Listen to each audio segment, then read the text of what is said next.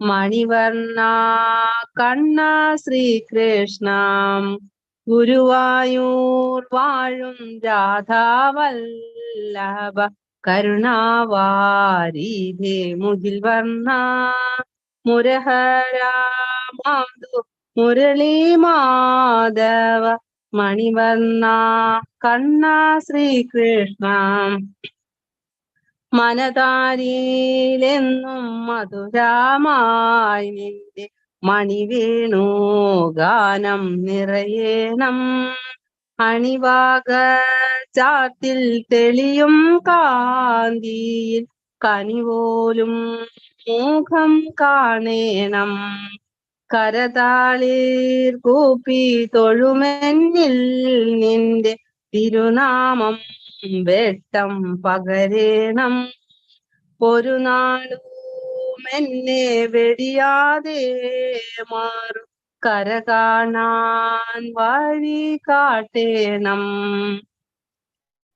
നിറയും ഭക്തിയിൽ പൂക്കുമെന്നീലെ നിറവിൻ കൂവള പൂവുകൾ നീലക്കാൽ വന്ന നിന്മേ ശോഭത നീലിമാ പൂണ്ടു നിൽക്കേണം ഗുരുവായൂർ വാഴും രാധാവല്ലഭ കരുണാവാരിധേ മുകിൽ വർണ്ണ മുരഹര മാധു മുരളി മാധവ മണിവർണ്ണ കണ്ണ ശ്രീകൃഷ്ണ മോടിയിൽ കെട്ടും കൂന്തലിലെന്റെ മാനസം പീലിയാകണം മാറിയിലേ വനമാലയിലൊരു മാതള മലരാകണം പല്ലവാതര ചുംബനാമേൽക്കും പുല്ലിൻ തണ്ടായി തീരണം വല്ലഭ നിന്റെ രാഗമായാല തല്ലുവാനെനിക്കാകണം കാൽച്ചീലമ്പുകൾ ചൊല്ലും വേദങ്ങൾ കേൾക്കുവാൻ ഭാഗ്യമേഘനം വല്ലഭ നിന്റെ രാഗമായാല തല്ലുവാനെനിക്കാകണം ഗുരുവായൂർ വാഴും രാധാവല്ലഭ കരുണാവാരിധേ മുകിൽ വർണ്ണ മുരഹര മധു മുരളി മാധവ മണിവർണ്ണ കണ്ണ ശ്രീകൃഷ്ണ മണിവർണ്ണ കണ്ണ ശ്രീകൃഷ്ണ. ഹരേ കൃഷ്ണ. ഹരേ കൃഷ്ണ മാതാജി. താങ്ക് യു മാതാജി. ഹരേ കൃഷ്ണ. ആരാണ് ചൊല്ലാൻ റെഡി ആയിട്ടില്ല? ഹരേ കൃഷ്ണ. ചൊല്ലിക്കൊള്ളൂ. ഹരേ കൃഷ്ണ. നാരായണ ഹരേ നാരായണ ഹരേ നാരായണ ഹരേ നാരായണ ഹരേ നാരായണ ഹരേ നാരായണ ഹരേ നാരായണ ഹരേ നാരായണ ഹരേ.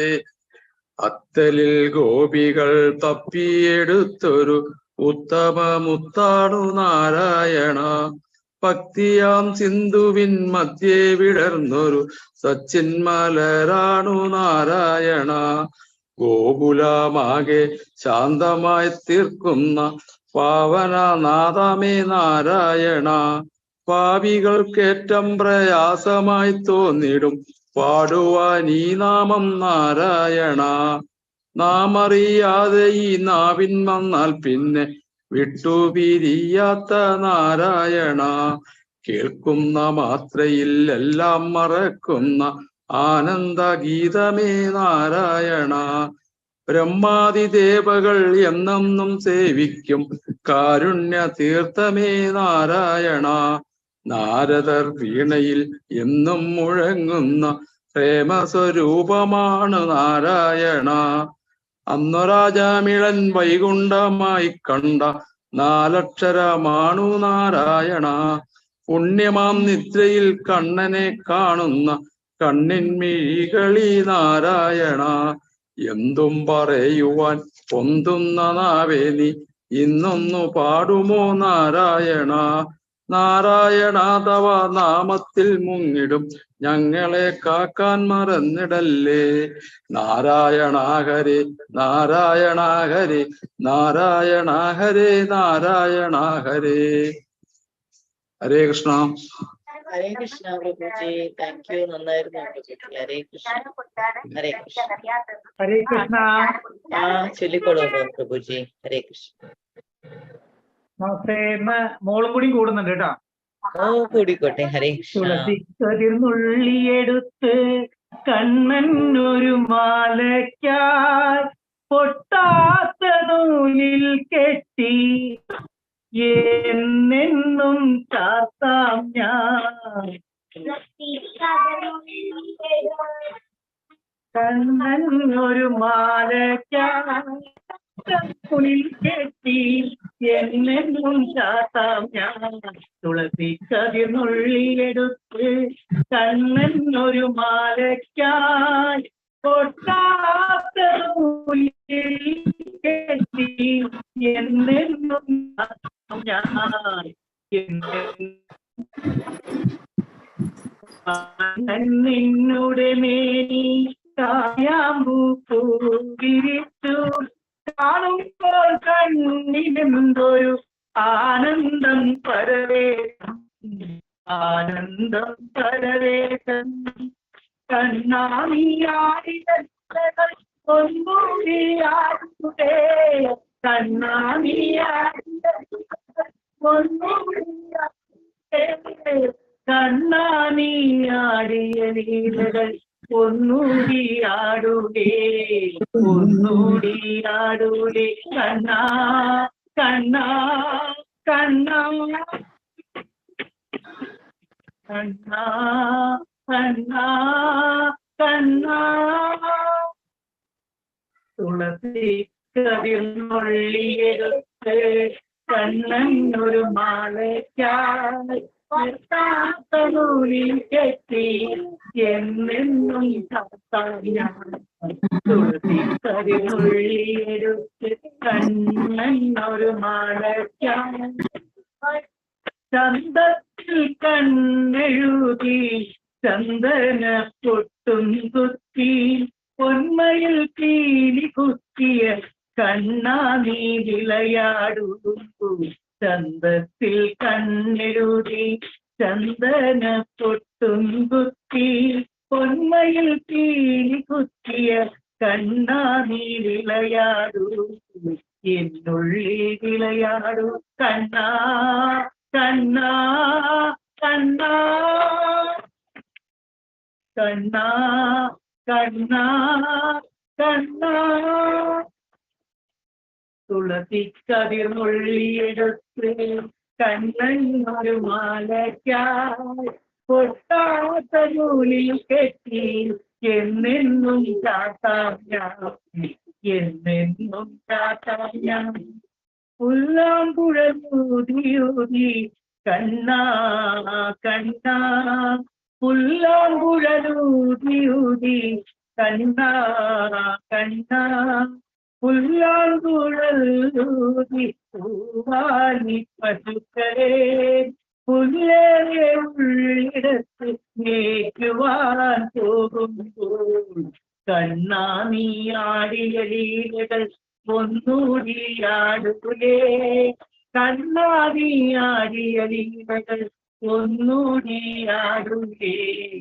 കണ്ണാ നീ ആടിയ ലീലകൾ ഒന്നൂടിയാടുകേ. കണ്ണാ കണ്ണാ കണ്ണാ കണ്ണാ കണ്ണാ കണ്ണാ. തുളസി കതിർന്നുള്ളിയെടുത്ത് കണ്ണൻ ഒരു മാലയ്ക്കായി പൊട്ടാത്ത നൂലിൽ കെട്ടി എന്നെന്നും ചാത്താം ഞാൻ. എന്നെന്നും ചാത്താം ഞാൻ. കണ്ണാ കണ്ണാ കണ്ണാ കണ്ണാ കണ്ണാ.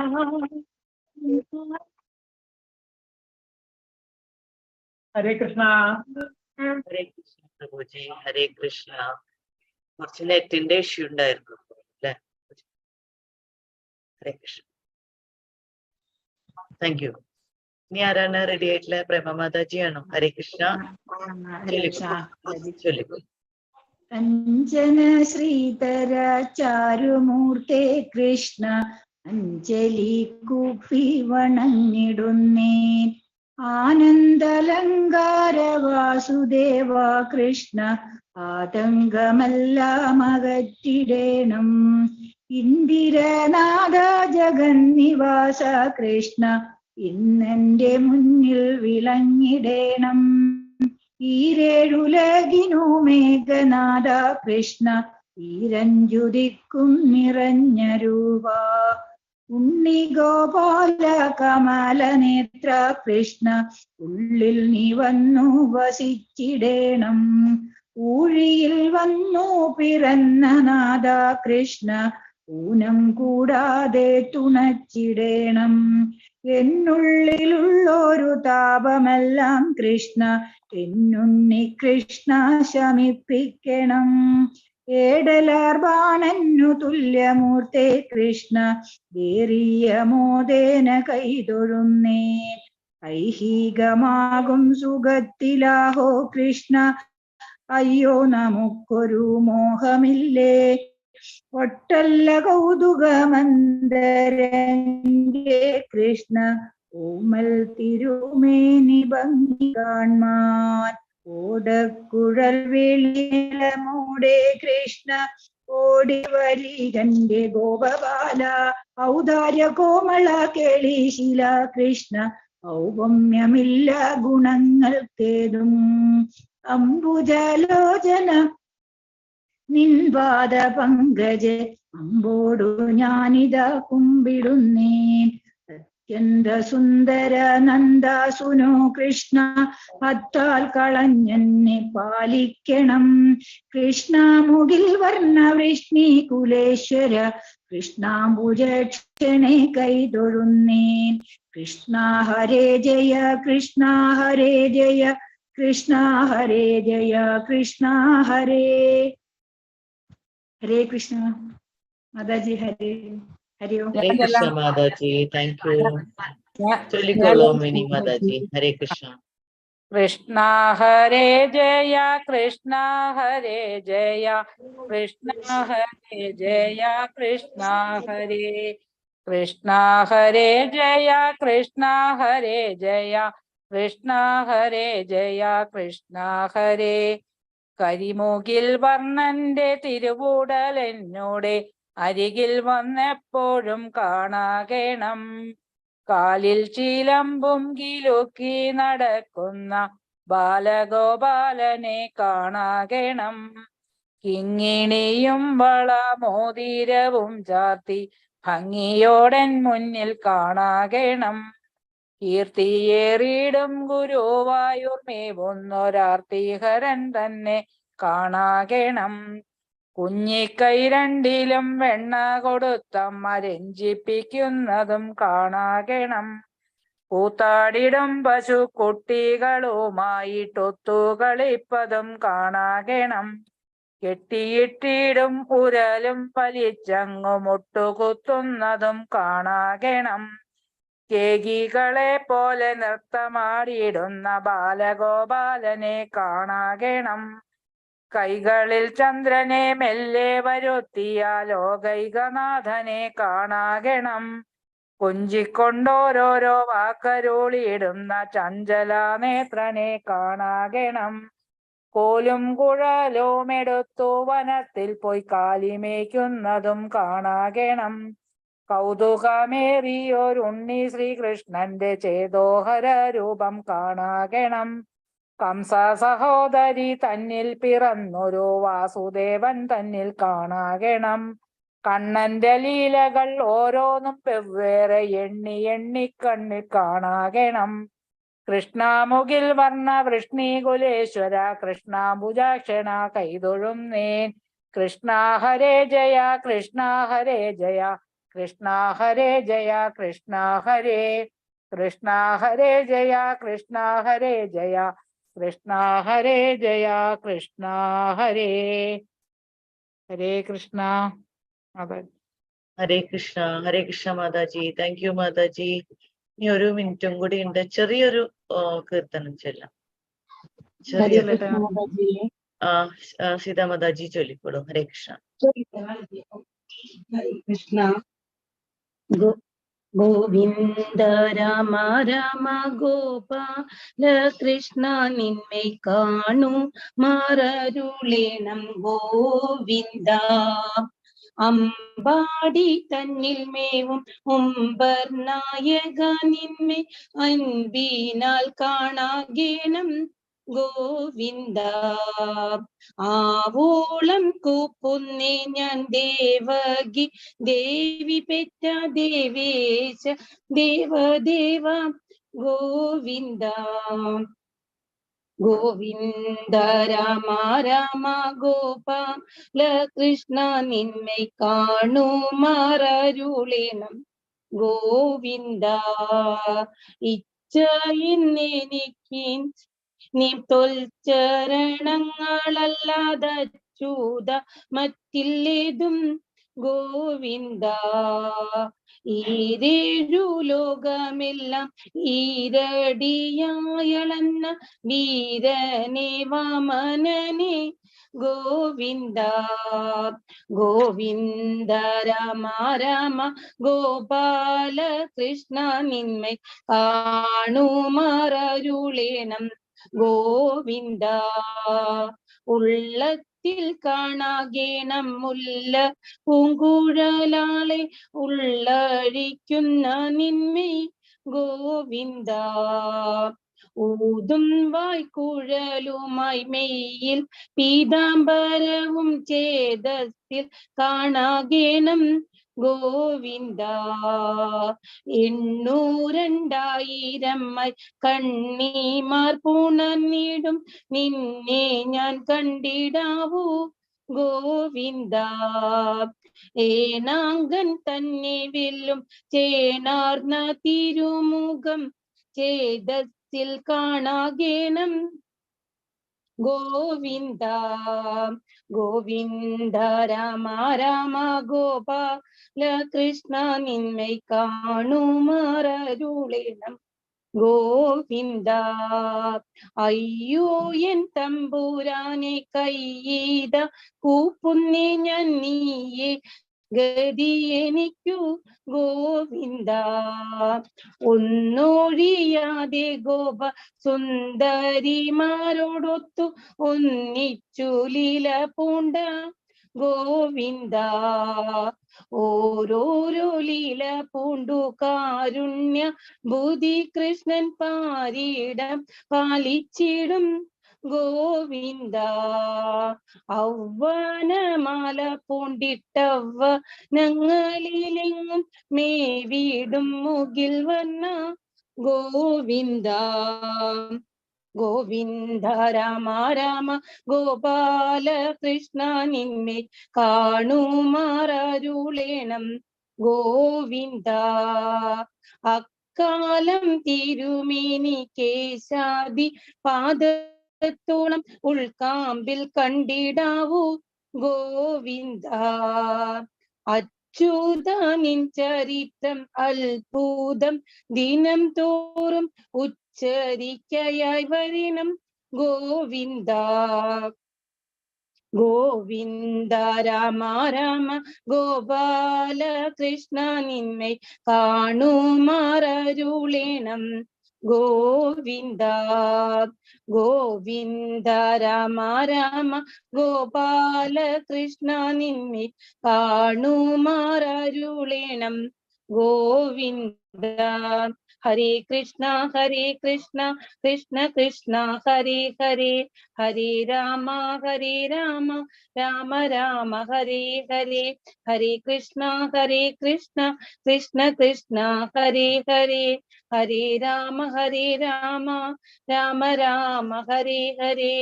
हरे कृष्ण कृष्ण कृष्ण हरे हरे, हरे राम राम राम हरे हरे। हरे कृष्ण माता जी। हरे कृष्ण माता जी। हरे कृष्ण माता जी। हरे कृष्ण धन्य माता जी। हरे कृष्ण। हरे कृष्ण माता जी। हरे कृष्ण। हरे हरे कृष्ण हरे धन्य माता जी। हरे कृष्ण। हरे कृष्ण। हरे कृष्ण। हरे कृष्ण। हरे कृष्ण। हरे कृष्ण। थैंक यू माता जी, हरे हरे थैंक यू। कृष्ण माता जी। हरे कृष्ण। हरे कृष्ण माता जी। हरे कृष्ण।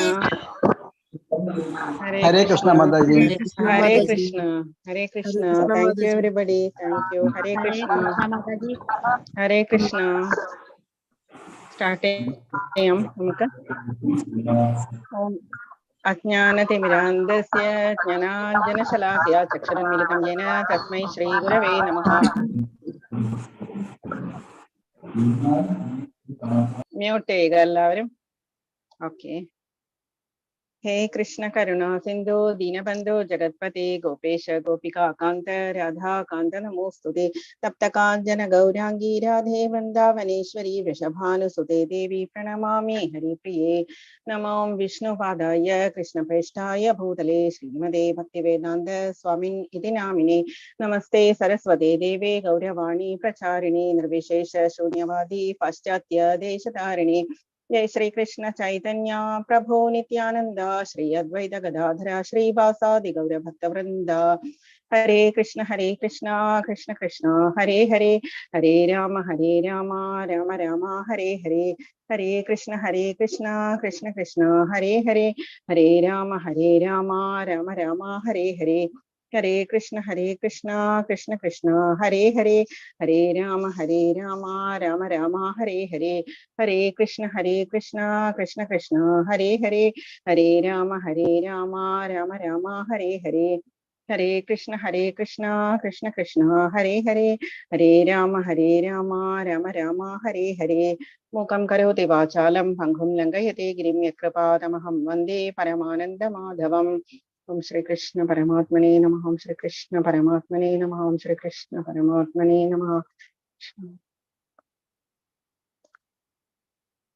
नम ओम विष्णुपदाय कृष्णप्रेष्ठाय भूतले श्रीमते भक्ति वेदांत स्वामिन् इति नामिने.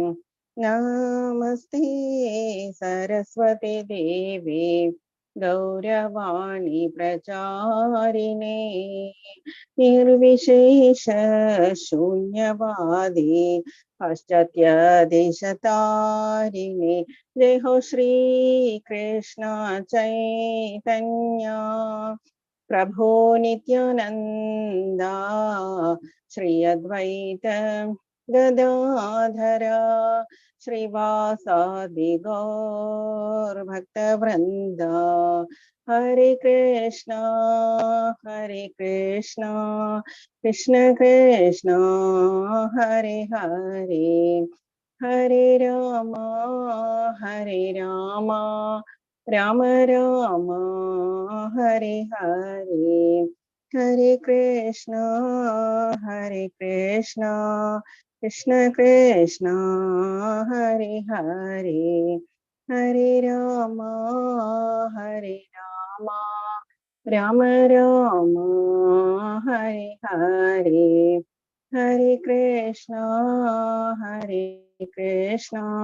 कृष्ण कृष्ण हरे हरे, हरे राम राम राम हरे हरे. हरे कृष्ण कृष्ण कृष्ण हरे हरे, हरे राम राम राम हरे हरे. हरे कृष्ण कृष्ण कृष्ण हरे हरे, हरे Ram Ram Ram Hare Hare. Hare Krishna, everybody. Hare Krishna. Hare Krishna Mataji. Hare Krishna, Hare Krishna. Hare Krishna Hare Mataji. Krishna, Hare Krishna. Mataji. Hare Krishna Mataji. Hare Krishna. Hare Krishna Mataji. Hare Krishna. Okay. Hare Krishna. ഇന്ന് അധ്യായം 16 നമ്മൾക്ക് start ചെയ്യാം. അധ്യായം 16 എന്ന് വെച്ചാൽ ഹരേ Krishna. 16ാമത്തെ lesson എന്ന് പറയുന്നത് പത്മപുരാണത്തിൽ നമ്മൾ എന്ത് പറഞ്ഞു? ഭഗവാന്റെ ബോഡി മാനിഫെസ്റ്റ് ചെയ്തതാണ് എന്ന് പറഞ്ഞു ഭഗവത്ഗീത. അപ്പൊ ആദ്യത്തെ 5 ലെസൺസ് ഭഗവാന്റെ ശിരസ്, പിന്നെയുള്ള 10 ലെസൺസ് ഭഗവാന്റെ കൈകളാണ്. 16ാമത്തെ ലെസൺ എന്താണെന്ന് പറഞ്ഞു? നാഭിയാണ് എന്ന് പറഞ്ഞു. നമ്മളുടെ നേവൽ പോയിന്റ് എന്ന് പറയുന്നത് ഭഗവാന്റെ നേവൽ പോയിന്റ്. എന്താണ് അതിന്റെ സ്പെഷ്യാലിറ്റി? എന്താണ്? അതിൽ നിന്നാണ് ബ്രഹ്മാവ് ഉണ്ടായത്. അപ്പം നമ്മൾക്ക് അധ്യായം 16 ദേവാസുര സമ്പദ് വിഭാഗ യോഗ. സമ്പത്ത് എന്ന് പറയുന്നത് ഇവിടെ ഗുണങ്ങൾ എന്ന അർത്ഥത്തിലാണ്. ദേവന്മാരുടെ ഗുണങ്ങളും അസുരന്മാരുടെ ഗുണങ്ങളും നമ്മളെ തന്നെ ട്രാൻസ്ഫോം ചെയ്യാൻ, നമ്മൾ തന്നെ ഇവാലുവേറ്റ് ചെയ്യുക. ആദ്യം ഇതിൽ ഏതൊക്കെയാണ് എനിക്കുള്ളത്, ഏതൊക്കെയാണ് അസുരന്മാരുടെ ക്യാരക്ടർ, എന്തൊക്കെയാണ് എന്നിലുള്ളത്, ദേവന്മാരുടെ എന്തൊക്കെയാണ് എന്ന് കമ്പയർ ചെയ്യുക, നമ്മൾ ഇവാലുവേറ്റ് ചെയ്യുക. എന്നിട്ട് നമ്മൾ സ്വയം ട്രാൻസ്ഫോം ചെയ്യുക. നമ്മൾക്ക് ആദ്യം ശ്രീല പ്രഭുപാദരുടെയും നമ്നിഷ്ഠാദാസ് പ്രഭുവിന്റെയും ഭഗവാന്റെയും പാദങ്ങളിൽ നമസ്കരിച്ച് എല്ലാ ആചാര്യന്മാരെയും സ്മരിച്ചുകൊണ്ട് ഇന്ന് പുരുഷോത്തമ മാസം തുടങ്ങിയിരിക്കുന്നു. ഭഗവാൻ പുരുഷോത്തമനെയും ധ്യാനിച്ചുകൊണ്ട്, ശ്രീകൃഷ്ണൻ തന്നെയാണ്, എന്നാലും പുരുഷോത്തമ മാസം, അധിക മാസം, എന്തും അധികം ചെയ്യുക എന്നുള്ളതാണ്. നമ്മൾ വ്യാവഹാരികമായിട്ട് നോക്കുമ്പോൾ ചിലപ്പോൾ കല്യാണങ്ങളൊക്കെ കുറച്ച് കുറവായിരിക്കും അധിക മാസത്തില്, പക്ഷെ പുണ്യകർമ്മങ്ങൾ ചെയ്യാനുള്ള മാസമാണ് അധിക മാസം എന്ന് പറയുന്നത്. സംക്രാന്തി വരാത്ത മാസം എന്നാണ് അതിന്റെ അർത്ഥം. പുരുഷോത്തമ മാസം ഒരു എക്സ്ട്രാ മാസം എന്ന് പറയുന്നത്. അപ്പൊ നമ്മള് അധ്യായം 16 ദേവാസുര സമ്പദ് വിഭാഗം എന്ന് പറയുന്നത്, നമ്മൾ ഓരോ ലെസൺസിന്റെയും പേരുകളൊക്കെ ഒന്ന് നോക്കി വെക്കുക, പഠിച്ചു വെക്കുക. ഫസ്റ്റ് ലെവലിൽ അതൊക്കെ ചെയ്യേണ്ടതാണ്. ഇമ്പോർട്ടന്റ് ആയിട്ടുള്ള രണ്ട് ശ്ലോകങ്ങൾ രേണു മാതാജി പോസ്റ്റ് ചെയ്യുന്നുണ്ട്. അത് ബൈ ഹാർട്ട് ചെയ്യുക. ബൈ ഹാർട്ട് അല്ലെങ്കിൽ കൂടി വായിക്കാനെങ്കിലും പഠിക്കുക. ജസ്റ്റ് വായിച്ചാൽ തെറ്റുകൂടാതെ വായിക്കാൻ പഠിക്കുക. ഓക്കെ. ഇന്നലെ പുരുഷോത്തമ യോഗം എന്ന് പറഞ്ഞ വളരെ ഇമ്പോർട്ടന്റ് ആയിട്ടുള്ള ലെസൺ ആയിരുന്നു. എല്ലാ ലെസണിലും വെച്ച് ഏറ്റവും ഇമ്പോർട്ടന്റ് എന്ന് വേണമെങ്കിൽ നമ്മൾക്ക് പറയാവുന്ന ലെസൺ ആണ് പുരുഷോത്തമ യോഗം. ഭഗവാന്റെ ധാമത്തെ കുറിച്ച് പറഞ്ഞു. എന്തൊക്കെ പറഞ്ഞു ഭഗവാൻ? അശ്വത്ഥ വൃക്ഷമുണ്ട്, തലകീഴായിട്ടുള്ള അശ്വത്ഥ വൃക്ഷമുണ്ട്, അതിന്റെ ഇലകളാണ് വേദമന്ത്രങ്ങൾ, അതിനെ അറിയുന്നവൻ വേദജ്ഞനാണ് എന്നൊക്കെ ഭഗവാൻ പറഞ്ഞു. എന്തിനാണ്? നമ്മളുടെ മെറ്റീരിയൽ ലൈഫാണ് അത് തലകുത്തി മറിഞ്ഞു നിൽക്കുന്നത്. അപ്പൊ എന്ത് ചെയ്യാൻ പറഞ്ഞു ഭഗവാൻ? അസംഗ ശസ്ത്രേന ദൃഢേന ചിത്വ, അതിനെ മൂലത്തോടുകൂടി കട്ട് ചെയ്യുക. അസംഗം കൊണ്ട്, ചീത്ത കൂട്ടുകെട്ടൊന്നുമില്ലാതെ നമ്മളുടെ നിസ്സംഗത അല്ലെങ്കിൽ വൈരാഗ്യം കൊണ്ട് നമ്മൾ എന്ത് ചെയ്യുക? അതിനെ കട്ട് ചെയ്താൽ എവിടേക്ക് പോകാമെന്ന് ഭഗവാൻ പറഞ്ഞു? ഭഗവാന്റെ ധാമത്തിലേക്ക്, നമ്മളുടെ തന്നെ വീടായിട്ടുള്ള ഭഗവാന്റെ ധാമത്തിലേക്ക് വരാൻ പറഞ്ഞിരിക്കുന്നു. ഭഗവാൻ ക്യാൻവാസിംഗ് ആണ് ഭഗവാൻ ചെയ്യുന്നത്. 15th ലെസണിൽ, എല്ലാ ലെസണിലും അത് തന്നെയാ പറയുന്നത്. എന്നാലും എന്നെ തന്നെ ധ്യാനിക്കൂ, എന്നെ തന്നെ ധ്യാനിക്കൂ എന്ന് ഭഗവാൻ പറയും. ഇന്നലെ ഭഗവാൻ ധാമത്തെ കുറിച്ച് പറഞ്ഞു, വരൂ എന്ന് പറഞ്ഞിരിക്കുന്നു. അപ്പം നമ്മൾ എന്താണ് ചെയ്യേണ്ടത്? അതിനുള്ള അർഹത നേടുക. അതിനു വേണ്ടിയിട്ടാണ് നമ്മൾക്ക് ഈ ലൈഫ് കിട്ടിയിരിക്കുന്നത്. നമ്മൾ ഇത് കേൾക്കാനായിട്ട് ഇവിടെ ഇരിക്കുന്നത് എന്തുകൊണ്ടാണ്? നമ്മൾക്ക് അതിനുള്ള അർഹത കിട്ടിയത് കൊണ്ടാണ്. ഭഗവാന്റെ വേർഡ്സ് നമ്മൾക്ക് കേൾക്കാനുള്ളതും പറയാനുള്ളതും ഒക്കെ ആയിട്ടുള്ള അർഹത നമ്മൾക്ക് കിട്ടിയത് കൊണ്ട് മാത്രമാണ്, ഭഗവാൻ നമ്മളെ ചൂസ് ചെയ്തത് കൊണ്ട് മാത്രമാണ് നമ്മൾ ഇവിടെ ഭഗവാന്റെ മുൻപിൽ ഇരിക്കുന്നത്. പിന്നെ ഭഗവാൻ എന്ത് പറഞ്ഞു? തദ്ഭാസയത്തെ സൂര്യോന ശശാങ്കോന പാവകാ യദ്ഗത്വാന നിവർത്തന്തേ തദ്ധാമ പരമം മമ എന്ന് പറഞ്ഞു. സൂര്യനോ ചന്ദ്രനോ അഗ്നിയോ അവിടെ പ്രകാശം പരത്തേണ്ടതില്ല നമ്മളുടെ ഗോലോകധാമത്തിൽ എന്ന് ഭഗവാൻ പറഞ്ഞിരിക്കുന്നു. ഭഗവാന്റെ ആ തൃപാദങ്ങൾ ഇരിക്കുന്ന ഗോലോകധാമം എന്ന് പറയുന്നത് ചിന്താമണി പ്രകരസത്ന സുകൽപവൃക്ഷ എന്ന് ബ്രഹ്മസംഹിതയിൽ വർണ്ണിച്ചിരിക്കുന്ന അതേ ഗോലോകം എന്ന് പറയുന്ന ധാമം, നമ്മളുടെ എല്ലാം ഏകമായിട്ടുള്ള ആശ്രയം എന്ന് നമ്മൾക്ക് പറയാവുന്ന ധാമം. പിന്നെ ഭഗവാൻ പറഞ്ഞു സൂര്യൻ എന്താണ് ചെയ്യുന്നത്? ജഗദ്ഭാസയത്തേഖിലം, എല്ലാ ലോകവും പ്രകാശിപ്പിക്കുന്നു. സൂര്യന്റെ ജോലി അതാണ്. ഭഗവാന്റെ റെപ്രസെന്റേറ്റീവ്സ് ആണ്. മന്ത്രിസഭയിലെ മന്ത്രിമാരെ പോലെ ഭഗവാന്റെ റെപ്രസെന്റേറ്റീവ്സ് ആണ്. സൂര്യനായാലും ചന്ദ്രനായാലും ഇന്ദ്രനും ദേവേന്ദ്രനും വരുണനും ആരൊക്കെയാണോ ഉള്ളത്, അഷ്ടാവസുക്കളും എല്ലാവരും ഭഗവാന്റെ എന്താണ്? റെപ്രസെന്റേറ്റീവ്സ് ആണ്. അപ്പം ഭഗവാൻ പറഞ്ഞിരിക്കുന്ന ജോലികൾ ചെയ്യാനായിട്ട് അവരെ ഓരോരോ ഡിപ്പാർട്ട്മെന്റ് അവർക്ക് കൊടുത്തിരിക്കുകയാണ്. അപ്പം സൂര്യൻ പ്രകാശം പരത്തുന്നു, ചന്ദ്രൻ എന്താ ചെയ്യുന്നത്? ജീവരസം പകരുന്നു. എന്തിന്? പുഷ്ണാമേ ചൗഷധി സർവ്വ, ഔഷധങ്ങൾക്കെല്ലാം ഔഷധ ഗുണം പകരുന്നു. മാത്രമല്ല ഫ്രൂട്ട്സിനും പിന്നെ ഫ്ലവേഴ്സിലും ഒക്കെയുള്ള ഹണിയും ജ്യൂസും എല്ലാം ചന്ദ്രനാണ് കൊടുക്കുന്നത്. അഗ്നി എന്ത് ചെയ്യുന്നു? അഹം വൈശ്വാനരോ ഭൂത്വ പ്രാണിനാം ദേഹമാശ്രിത പ്രാണാപാന സമായുക്ത പചാമ്യന്നം ചതുർവിധം 4 തരത്തിലുള്ള അന്നം നമ്മളുടെ വയറ്റിനുള്ളിൽ ഇരുന്ന് അഗ്നി അതിനെ ദഹിപ്പിക്കുന്നു എന്ന് പറഞ്ഞു. ഇതെല്ലാം ഭഗവാൻ കൊടുത്തിരിക്കുന്നത് ഭഗവാന്റെ തന്നെ ചൈതന്യമാണ്, ഭഗവാന്റെ തന്നെ അംശമാണ്. അവതാരങ്ങൾ എന്ന് വേണമെങ്കിൽ നമ്മൾക്ക് പറയാം, അംശം, അവതാരങ്ങൾ, ഗുണാവതാരങ്ങൾ. അതുപോലെ ഭഗവാന്റെ തന്നെ ഒരു ഇത് വിശ്വരൂപത്തിൽ നമ്മൾ കണ്ടതാണ്, ഭഗവാന്റെ തന്നെ ബോഡിയിൽ നിന്ന് ഇവരെല്ലാവരെയും നമ്മൾ കണ്ടതാണ്. ഇതൊക്കെയാണ്. പിന്നെ മമൈ വംശോ ജീവലോകെ ജീവഭൂത സനാതന, വളരെ സ്വീറ്റ് ആയിട്ടുള്ള ശ്ലോകങ്ങളെല്ലാം എന്ന് പറഞ്ഞാൽ ഇമ്പോർട്ടന്റ് ആണ്. മമൈ വംശോ ജീവലോകെ, എൻ്റെ അംശമാണ് എല്ലാവരും എന്ന് ഭഗവാൻ പറഞ്ഞിരിക്കുന്നു. അഗ്നി വലിയ അഗ്നിയാണ് ഭഗവാൻ എന്ന് കരുതിയാൽ അതിന്റെ തീപ്പൊരി ചെറിയ ചെറിയ സ്ഫുല്ലിംഗങ്ങളാണ് നമ്മൾ ഓരോരുത്തരും, ഓരോ ജീവജാലങ്ങളും എന്ന് ഭഗവാൻ പറഞ്ഞു.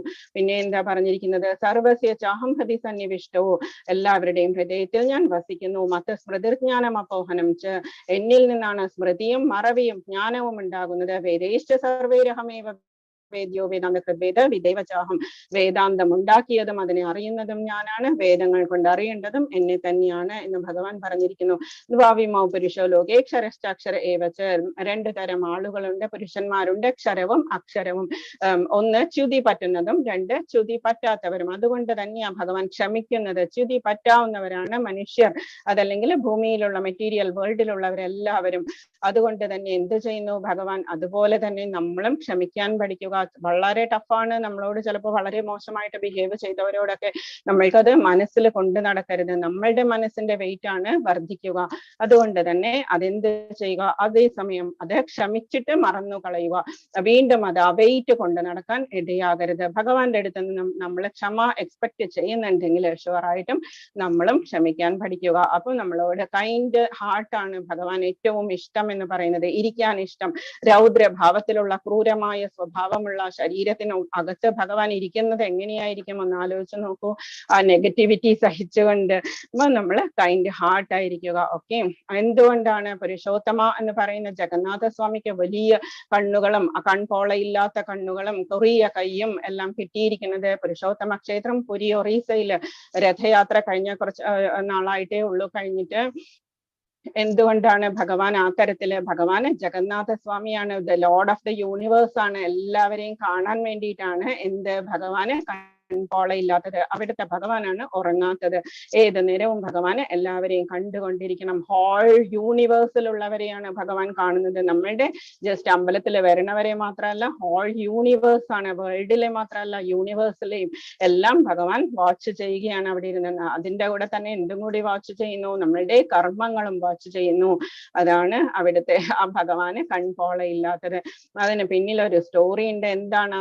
കുറിയ കൈകള്, കാലില്ലാത്ത ആ രൂപം, വലിയ ദാരുശില്പം. ഇന്ദ്രദ്യുമ്ന മഹാരാജാവാണ് ആദ്യമായിട്ട് ആ ദാരുശില്പങ്ങൾ ഉണ്ടാക്കിയിരിക്കുന്നത്. നീലമാധവനെ കാണണം എന്ന് പറഞ്ഞ് പുറപ്പെട്ട ഇന്ദ്രദ്യുമ്ന മഹാരാജാവ്, ഗജേന്ദ്രനായ ഇന്ദ്രദ്യുമ്നൻ.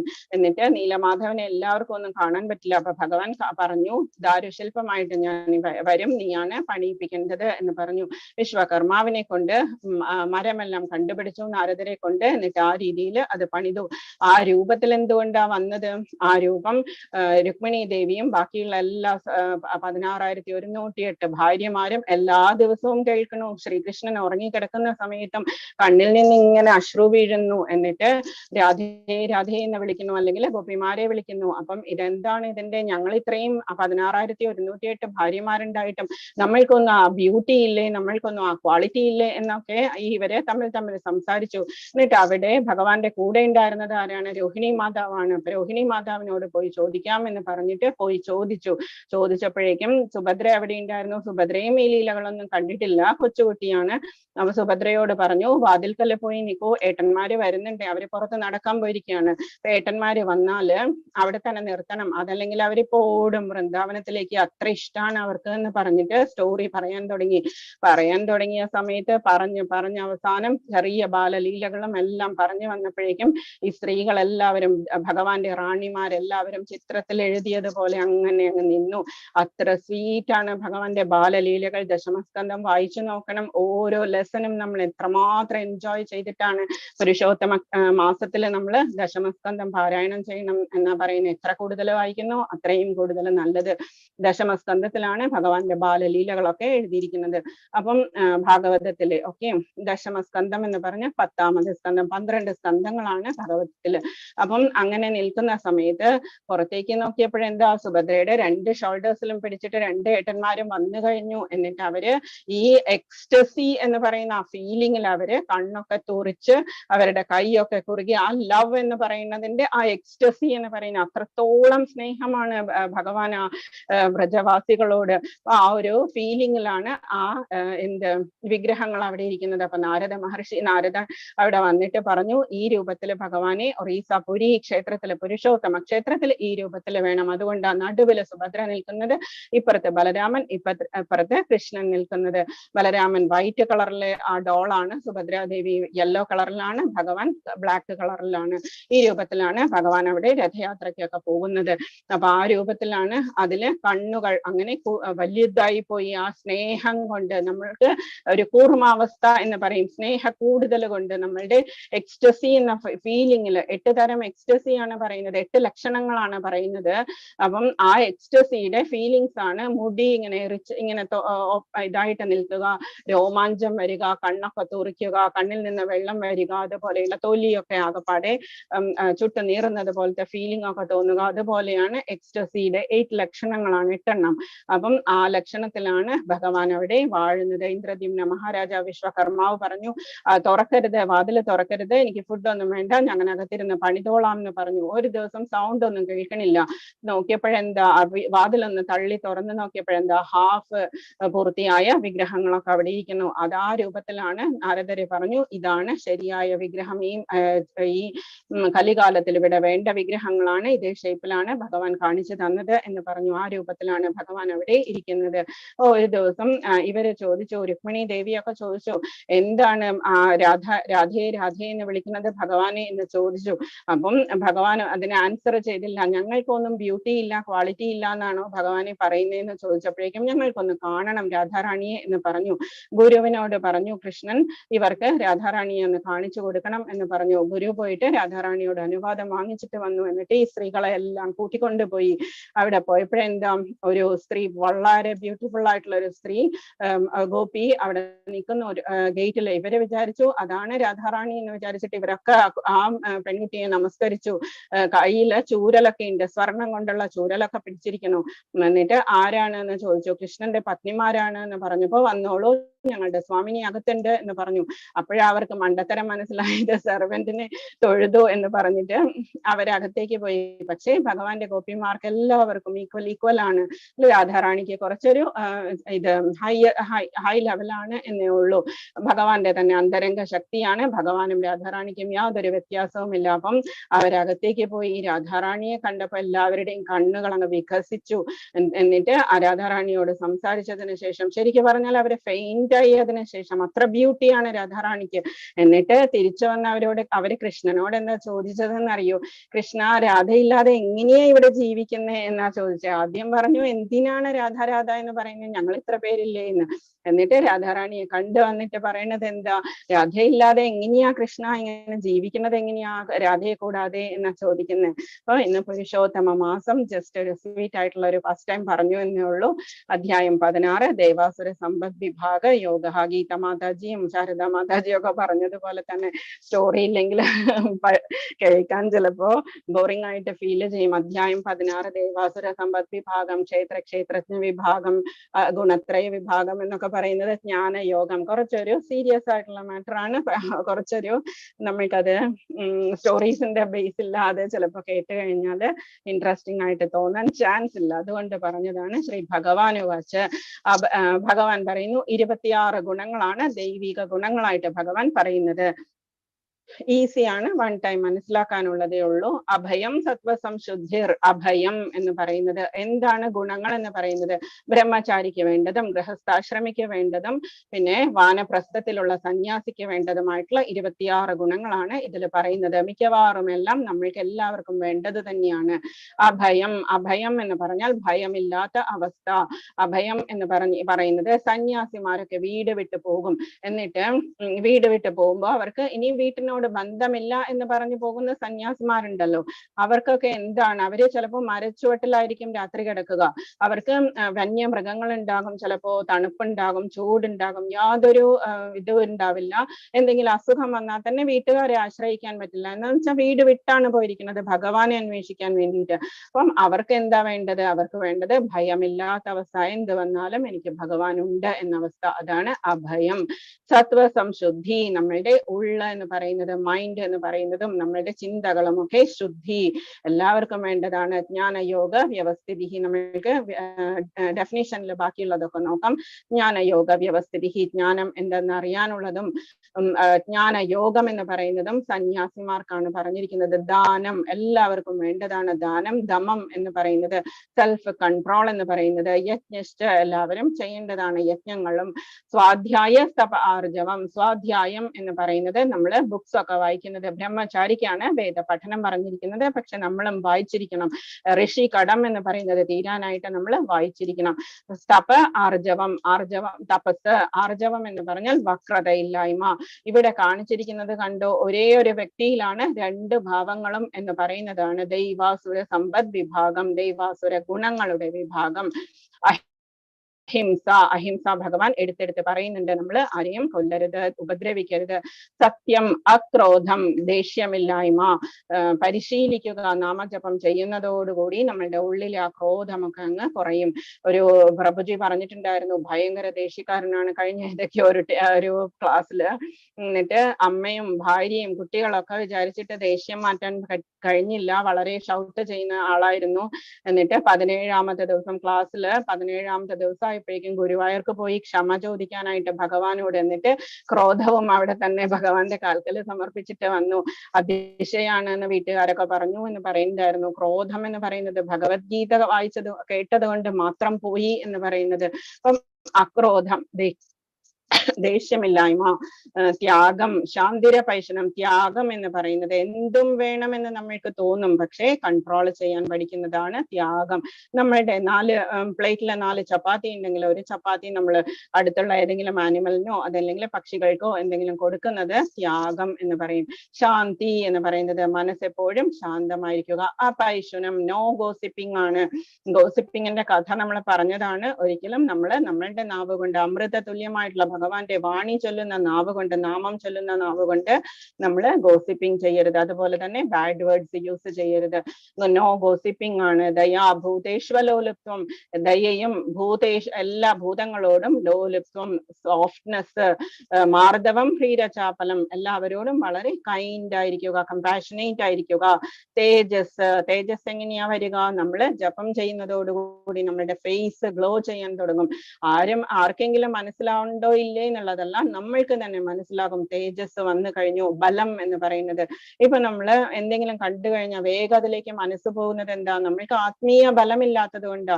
എങ്ങനെയാണ് ആത്മീയ ബലം കൊണ്ടുവരേണ്ടത്? നാമജപം കൊണ്ടാണ്. ഭഗവാൻ ഗുരു പറഞ്ഞിട്ടുള്ള, ഗുരു പ്രദത്തമായിട്ടുള്ള നാമവും പിന്നെ മന്ത്രവും പിന്നെ നാമജപവുമാണ് നമ്മൾക്ക് എപ്പോഴും ഇതെല്ലാത്തിനും വേണ്ടി വേണ്ടത്. ക്ഷമ, എല്ലാവരോടും ക്ഷമിക്കാൻ പഠിക്കുക. ധൃതി എന്ന് പറയുന്നത് നമ്മളുടെ മെരിങ് ആണ്, എന്തെങ്കിലും ചെയ്യാനുള്ള നമ്മളുടെ ആ ഒരു കഴിവ്, നല്ല കഴിവ്. ശൗചം, ക്ലീൻലിനെസ്, ഉള്ളിലും പുറത്തും. അദ്രോഹോ, ദ്രോഹം ചെയ്യാതിരിക്കുന്നത്. നാതിമാനിതാരെയും അപമാനിക്കാതിരിക്കുക. ഭവന്തി സമ്പദം ദൈവീം അഭിജാതസ്യ ഭാരത. ഇത്രയും കാര്യങ്ങൾ ദൈവിക ഗുണങ്ങളാണ് ഭാരത. അർജുന 26 ഗുണങ്ങൾ ഭഗവാൻ പറഞ്ഞിരിക്കുന്നു. ഓരോന്നോരോന്നായിട്ട് നമ്മൾക്ക് നോക്കാം. പരമദിവ്യോത്തമ പുരുഷൻ കൃഷ്ണൻ പറഞ്ഞു, ഹേ ഭാരത, നിർഭയത, അഭയം, അസ്തിത്വത്തിന്റെ ശുദ്ധി, ആധ്യാത്മിക ജ്ഞാനനിഷ്ഠ, ദാനം, ആത്മനിയന്ത്രണം, യജ്ഞം, വേദപഠനം, ഇതെല്ലാം നമ്മൾ പറഞ്ഞതാണ്, ജസ്റ്റ് വായിച്ചു പോകുന്നതേ ഉള്ളൂ. ഓക്കെ. തപസ്, ലാളിത്യം, അഹിംസ, സത്യം, ക്രോധമില്ലായ്മ, ത്യാഗം, ശാന്തി, പരദൂഷണത്തിൽ വെറുപ്പ്, സകല ജീവികളോടും കാരുണ്യം, ലോഭമില്ലായ്മ. ലോഭം എന്ന് പറയുന്നത് വേണം, ഇനിയും വേണം, ഇനിയും വേണം എന്ന് പറയുന്നത്. ഒരു വീട് വെച്ചാലും ഇനിയും വേണം, 2 കുട്ടികളുണ്ട്, 2 ആൾക്കും വേറെ വേറെ വേണം, ഇങ്ങനെയൊക്കെ പറയുന്ന ഒരു അഹങ്കാരമാണ് ലോഭം എന്ന് പറയുന്നത്. മൃദുല സ്വഭാവം, വേണ്ടത് തന്നെയാണ്, എല്ലാം ചെയ്തു കൊടുക്കേണ്ടത് തന്നെയാണ്, പക്ഷെ എല്ലാം ഒരു ലിമിറ്റിൽ നിർത്തുക, നമ്മളുടെ ഒരു കൺട്രോളിൽ നിർത്തുക, നമ്മളെ കൊണ്ട് കഴിയുന്നതേ നമ്മൾ ചെയ്യാവൂ. ഭഗവാൻ തന്നിരിക്കുന്നത് മഹാലക്ഷ്മി, ഭഗവാന്റെ ഭാര്യയാണ്. ഒക്കെ നമ്മൾ എനിക്ക് ഇനിയും ധനം വേണം എന്ന് പറയുന്നത്, വേറൊരാളുടെ ഭാര്യയെ നമ്മൾ ചോദിച്ചു വാങ്ങിക്കുന്നത് എങ്ങനെയാ? അപ്പൊ നമ്മൾക്ക് കിട്ടിയത് കൊണ്ട് തൃപ്തിപ്പെടുക. സന്തുഷ്ടോ കിട്ടിയത് കൊണ്ട് തൃപ്തിപ്പെടുക. ആഗ്രഹിക്കാമില്ല എന്ന് പറയുന്നില്ല എങ്കിലും ഒരു കൺട്രോൾഡ് ആയിരിക്കുക. മൃദുല സ്വഭാവം, വിനയം, സ്ഥിരനിശ്ചയം, തേജസ്, ക്ഷമാധൈര്യം, ശൗചം, അസൂയാരാഹിത്യം, ബഹുമതിക്കുള്ള വാഞ്ചയില്ലായ്മ. എന്തെങ്കിലും ചെയ്തു കഴിഞ്ഞാൽ അവിടെ ഇവിടെയൊക്കെ പേരെഴുതി വെക്കുക. ഭഗവാന്റെ പേര്, ഭഗവാൻ വന്നിട്ട് അവതാരം എടുത്തിട്ട് കൂടി കൗരവരെ ഒരു പ്രാവശ്യം പോലും കൃഷ്ണ എന്ന് ഭക്തിയോടെ വിളിച്ചില്ല. അതുകൊണ്ട് തന്നെ നമ്മളുടെ പേര് വെച്ച് കഴിഞ്ഞാൽ ആര് കാണുമെന്ന് വിചാരിച്ചിട്ടാണ് നമ്മൾ അതൊക്കെ എഴുതി വെക്കുന്നത്. ഭഗവാന് വേണ്ടിയിട്ട് എന്തെങ്കിലും നമ്മൾ ചെയ്തു കഴിഞ്ഞാൽ ഭഗവാനെ സമർപ്പിക്കുകയാണ് ചെയ്യേണ്ടത്. പിന്നെ ഇതെല്ലാം ദിവ്യ പ്രകൃതിയാൽ അനുഗ്രഹീതരായിട്ടുള്ള ദൈവികതയുള്ളവർക്കുള്ള ഗുണങ്ങളാണ്. 26 ഗുണങ്ങളാണ് ഭഗവാൻ പറഞ്ഞിരിക്കുന്നത്. മനസ്സിലായോ? ക്ലിയർ ആയിട്ടുണ്ടാവുമെന്ന് വിചാരിക്കുന്നു. ഇനി ഭഗവാൻ പറയാൻ പോകുന്നത് അസുരന്മാരുടെ ഗുണങ്ങളാണ്. ദംഭോ ദർപ്പോഭിമാനശ്ച ക്രോധ പാരുഷ്യമേവ ജ്ഞാനം ചാപിജാതസ്യ പാർത്ഥ സമ്പദമാസുരീം. ഹേ പാർത്ഥ, പൃഥയുടെ പുത്ര, എന്താണ് ദംഭോ, ഗർവ് എന്ന് പറയുന്നത് ഞാനാണ് എല്ലാം ചെയ്യുന്നത്, ഞാനാണ് ഈ വീടിന് അധിപതി, ഞാനാണ് എല്ലാവരെക്കാളും ഉന്നതൻ എന്നൊക്കെ വിചാരിക്കുന്നത്. അഹങ്കാരം എന്ന് പറഞ്ഞാൽ എനിക്ക് ഇഷ്ടമില്ലാത്തതൊന്നും ഇവിടെ ചെയ്തുകൂടാ എന്നൊക്കെ പറയുന്ന ഒരു ധാർഷ്ട്യം. അഭിമാനം, ഒരു ദുരഭിമാനമാണത്.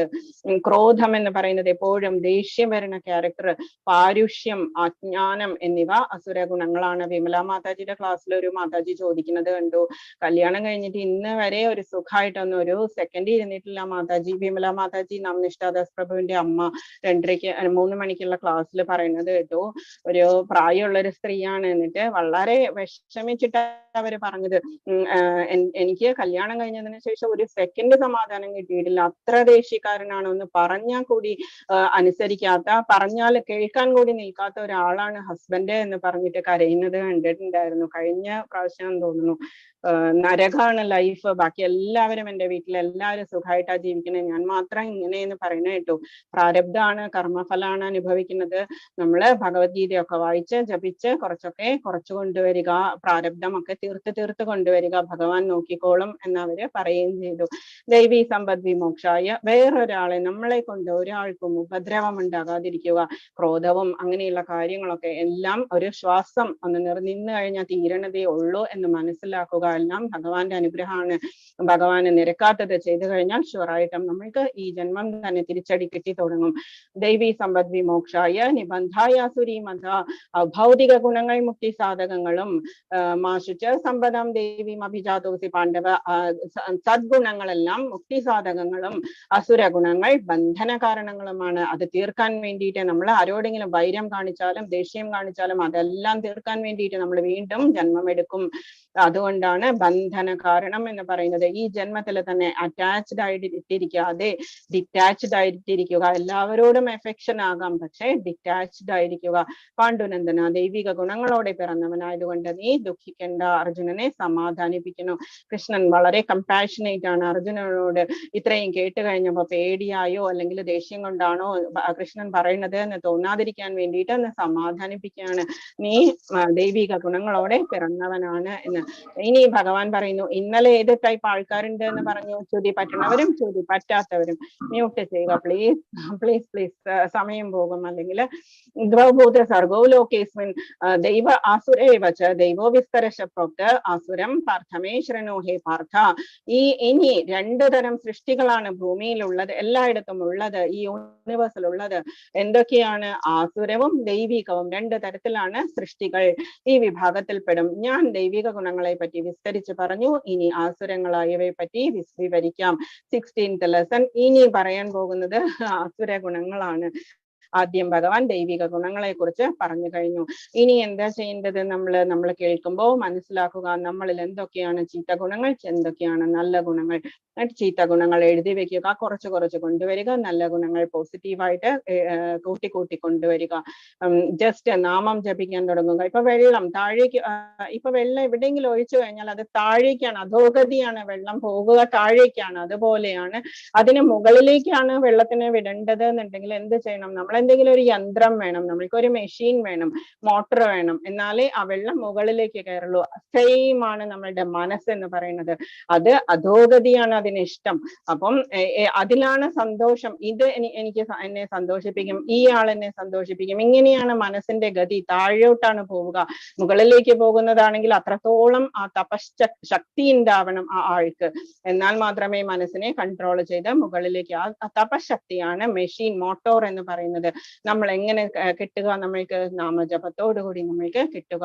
സ്ക്രിപ്റ്റേഴ്സ് ഒക്കെ വായിക്കുമ്പോൾ, ഭക്തജനങ്ങളുടെ സ്റ്റോറീസ് ഒക്കെ കേൾക്കുമ്പോൾ, ഈ എല്ലാവരുടെയും അസോസിയേഷൻ ഒക്കെ, നല്ല അസോസിയേഷൻ ഒക്കെ കിട്ടുമ്പോൾ നമ്മൾക്കും താനെ അത് പ്യൂരിഫൈഡ് ആയിട്ട് മുകളിലേക്ക് പോകാനുള്ള ആ ഒരു ടെൻഡൻസി കിട്ടും. പ്രവൃത്തിം ച നിവൃത്തിം ച. പ്രവൃത്തിം ച നിവൃത്തിം ച. എന്തു ചെയ്യണം, എന്തു ചെയ്യണ്ട. ജനാനാ വിദുരാസുര. അറിഞ്ഞുകൂടാർക്കും. എന്താണ് ഡൂസ് ആൻഡ് ഡോൺസ് അറിഞ്ഞുകൂടാ. What to do, what not to do അറിയില്ല.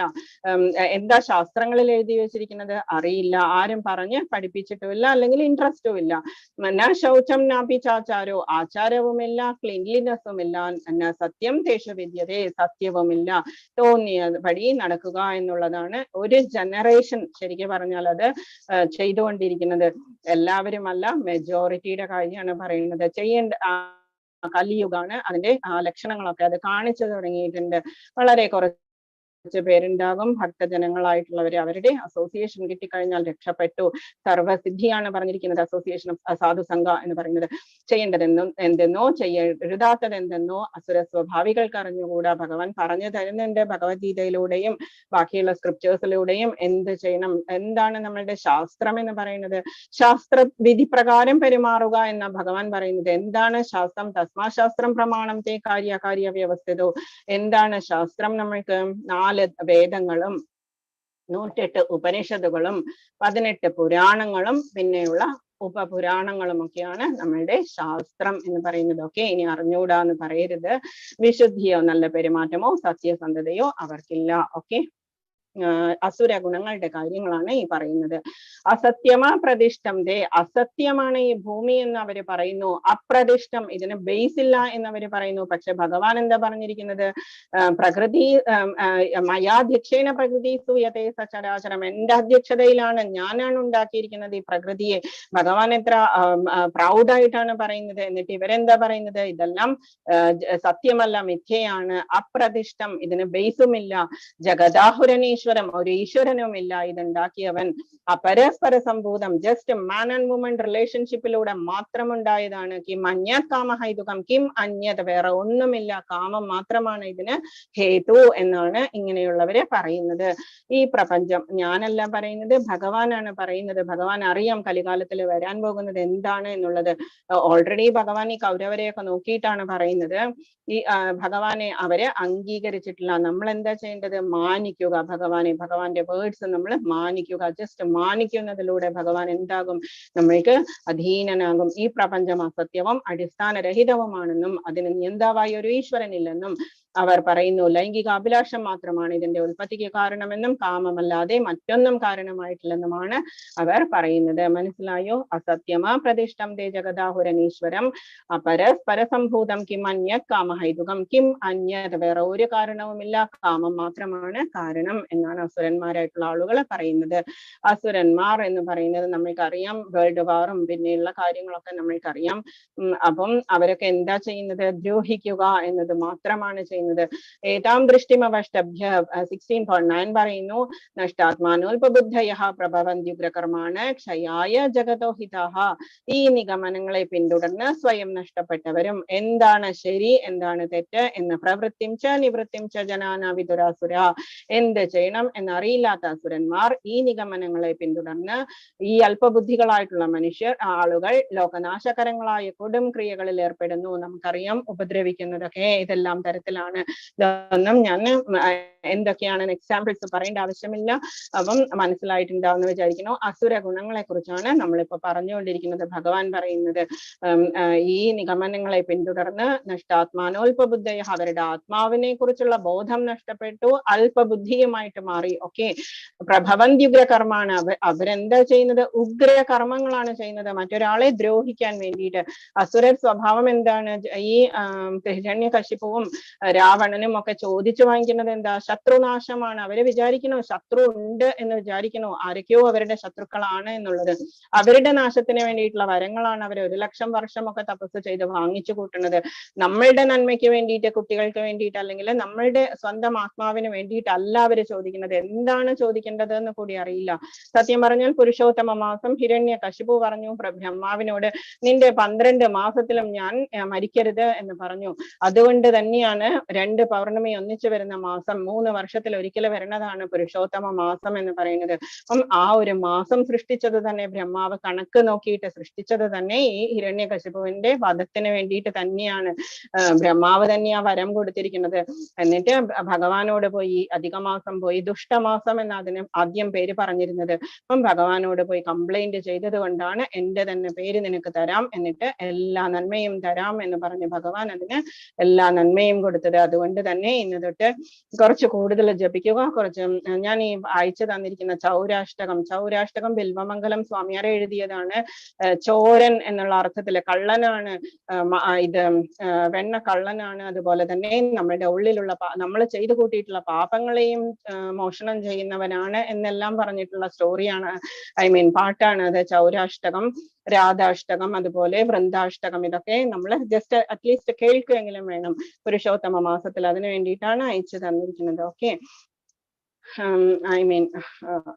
അതില് ലാസ്റ്റ് ഇതിലാണ് ചൗരാഷ്ടകത്തിലെ ലാസ്റ്റ് വിൽവമംഗലം സ്വാമിയാരാണ് എഴുതിയിരിക്കുന്നത്. വിൽവമംഗലം സ്വാമിയാർ എഴുതിയത് ലാസ്റ്റ്, എന്റെ ദുഃഖപൂരിതമായിട്ടുള്ള അന്ധകാരപൂർണമായിട്ടുള്ള എന്റെ ഹൃദയത്തിനുള്ളിലെ കാരാഗ്രഹത്തിൽ ഞാൻ നിന്നെ അടച്ചിരിക്കുന്നു ഭഗവാനെ. കള്ള എന്നാ വിളിച്ചിരിക്കുന്നത്, മോഷ്ടാവേ എന്നാ വിളിച്ചിരിക്കുന്നത്, ചോരാഗ്രഗണ്യ എന്ന ചോരന്മാരിൽ അഗ്രഗണ്യനായിട്ടുള്ളവര്. അപ്പം അങ്ങനെയുള്ള ആളെ ഞാനിതാ എന്റെ ശരീരത്തിനുള്ളിലെ കാരാഗ്രഹത്തിനുള്ളിലെ ഹൃദയത്തിനുള്ളിലെ കാരാഗ്രഹത്തിൽ അടച്ചിരിക്കുകയാണ്, പോകാൻ നോക്കണ്ട, വിടില്ല എന്ന് പറഞ്ഞുകൊണ്ടാണ് അത് തീരുന്നത്. കേട്ടു നോക്കൂ. ഓക്കെ, മമാശ്രിത്യ ദുഷ്പൂരം ദംഭമാനമദാൻവിത മോഹാദ്ഗൃഹീത്വാ സദ്ഗ്രഹാൻ പ്രവർത്തന്തേ ശുചിവ്രതാഹ. അടക്കാനാവാത്ത കാമം പൂണ്ടും അസുര സ്വഭാവമാണ് പറയുന്നത്. ദംഭം, ദുരഭിമാനം എന്നിവയിൽ മുഴുകി വ്യാമോഹിതരമായിട്ടുള്ള അസുര സ്വഭാവികൾ ക്ഷണികമായതിൽ ആകൃഷ്ടരായി എന്നും വൃത്തിഹീനമായ കർമ്മങ്ങൾ ചെയ്തു വരുന്നു. ക്ഷണികമായ കാര്യങ്ങൾ ഈ ജന്മം കൊണ്ട് തീരുന്നതൊക്കെ എന്താണ്? ദുഃഖാലയം, അശാശ്വതം, ടെമ്പററി ആണ്. അങ്ങനെയുള്ള കാര്യങ്ങൾക്കാണ് അവര് ഇമ്പോർട്ടൻസ് കൊടുക്കുക. നമ്മളിപ്പോ അപമാനിക്കുന്നതൊക്കെ അങ്ങനെയാണ് ആൾക്കാര്. ഈ ജന്മം, ഈ ശരീരത്തോടുള്ള ദേഷ്യമാണ് അവർ കാണിക്കുന്നത്. അപ്പം ഇതില് കാണുന്നത് ശിവന്റെ, രുദ്രന്റെ അമ്മായച്ചനായിട്ടുള്ള ദക്ഷ മഹാരാജാവാണ്. ദക്ഷ പ്രജാപതി എന്ന് പറയും. പ്രജാപതികളുടെ ആധിപത്യം, പ്രജാപതികളുടെ കൂട്ടത്തിൽ തന്നെ രുദ്രന്മാരുടെ ആധിപത്യവും ബ്രഹ്മാവ് ഈ ദക്ഷ പ്രജാപതിക്ക് കൊടുത്തു. അതുകൊണ്ട് തന്നെ ഭയങ്കര അഹങ്കാരമായി സതീദേവി മഹാദേവനെ കല്യാണം കഴിച്ചത് തന്നെ ഇഷ്ടമായിട്ടില്ല, തപസ് ചെയ്ത് കല്യാണം കഴിച്ചത്. അപ്പം രൗദ്ര സ്വഭാവമാണ്, ശ്മശാനവാസിയാണ്, ഭസ്മത്തിലാണ് മുങ്ങിയിരിക്കുന്നത്. പൂക്കള് പോലെയുള്ള മെത്തയിൽ കിടത്തിയ എന്റെ സതീ എന്ന് പറഞ്ഞ മകളെ ഈ ശ്മശാനവാസിക്ക് കൊടുത്തത് എനിക്ക് ഇഷ്ടമായിട്ടില്ല എന്ന് പറഞ്ഞുകൊണ്ട് തന്നെ വളരെയധികം ദ്രോഹം ചെയ്യുന്ന ആളാണ്. അപ്പം അങ്ങനെ ഇരിക്കുന്ന സമയത്ത് ഒരു യാഗത്തില് ദക്ഷ പ്രജാപതിയാണ് ഞാൻ എന്ന ഭാവത്തിൽ കയറിപ്പോയി. അപ്പം രുദ്രൻ അവിടെ ഇരിക്കുന്നുണ്ടായിരുന്നു. ബാക്കി എല്ലാവരും എഴുന്നേറ്റു, ബ്രഹ്മാവും മഹാവിഷ്ണുവും, രുദ്രനും എഴുന്നേറ്റില്ല.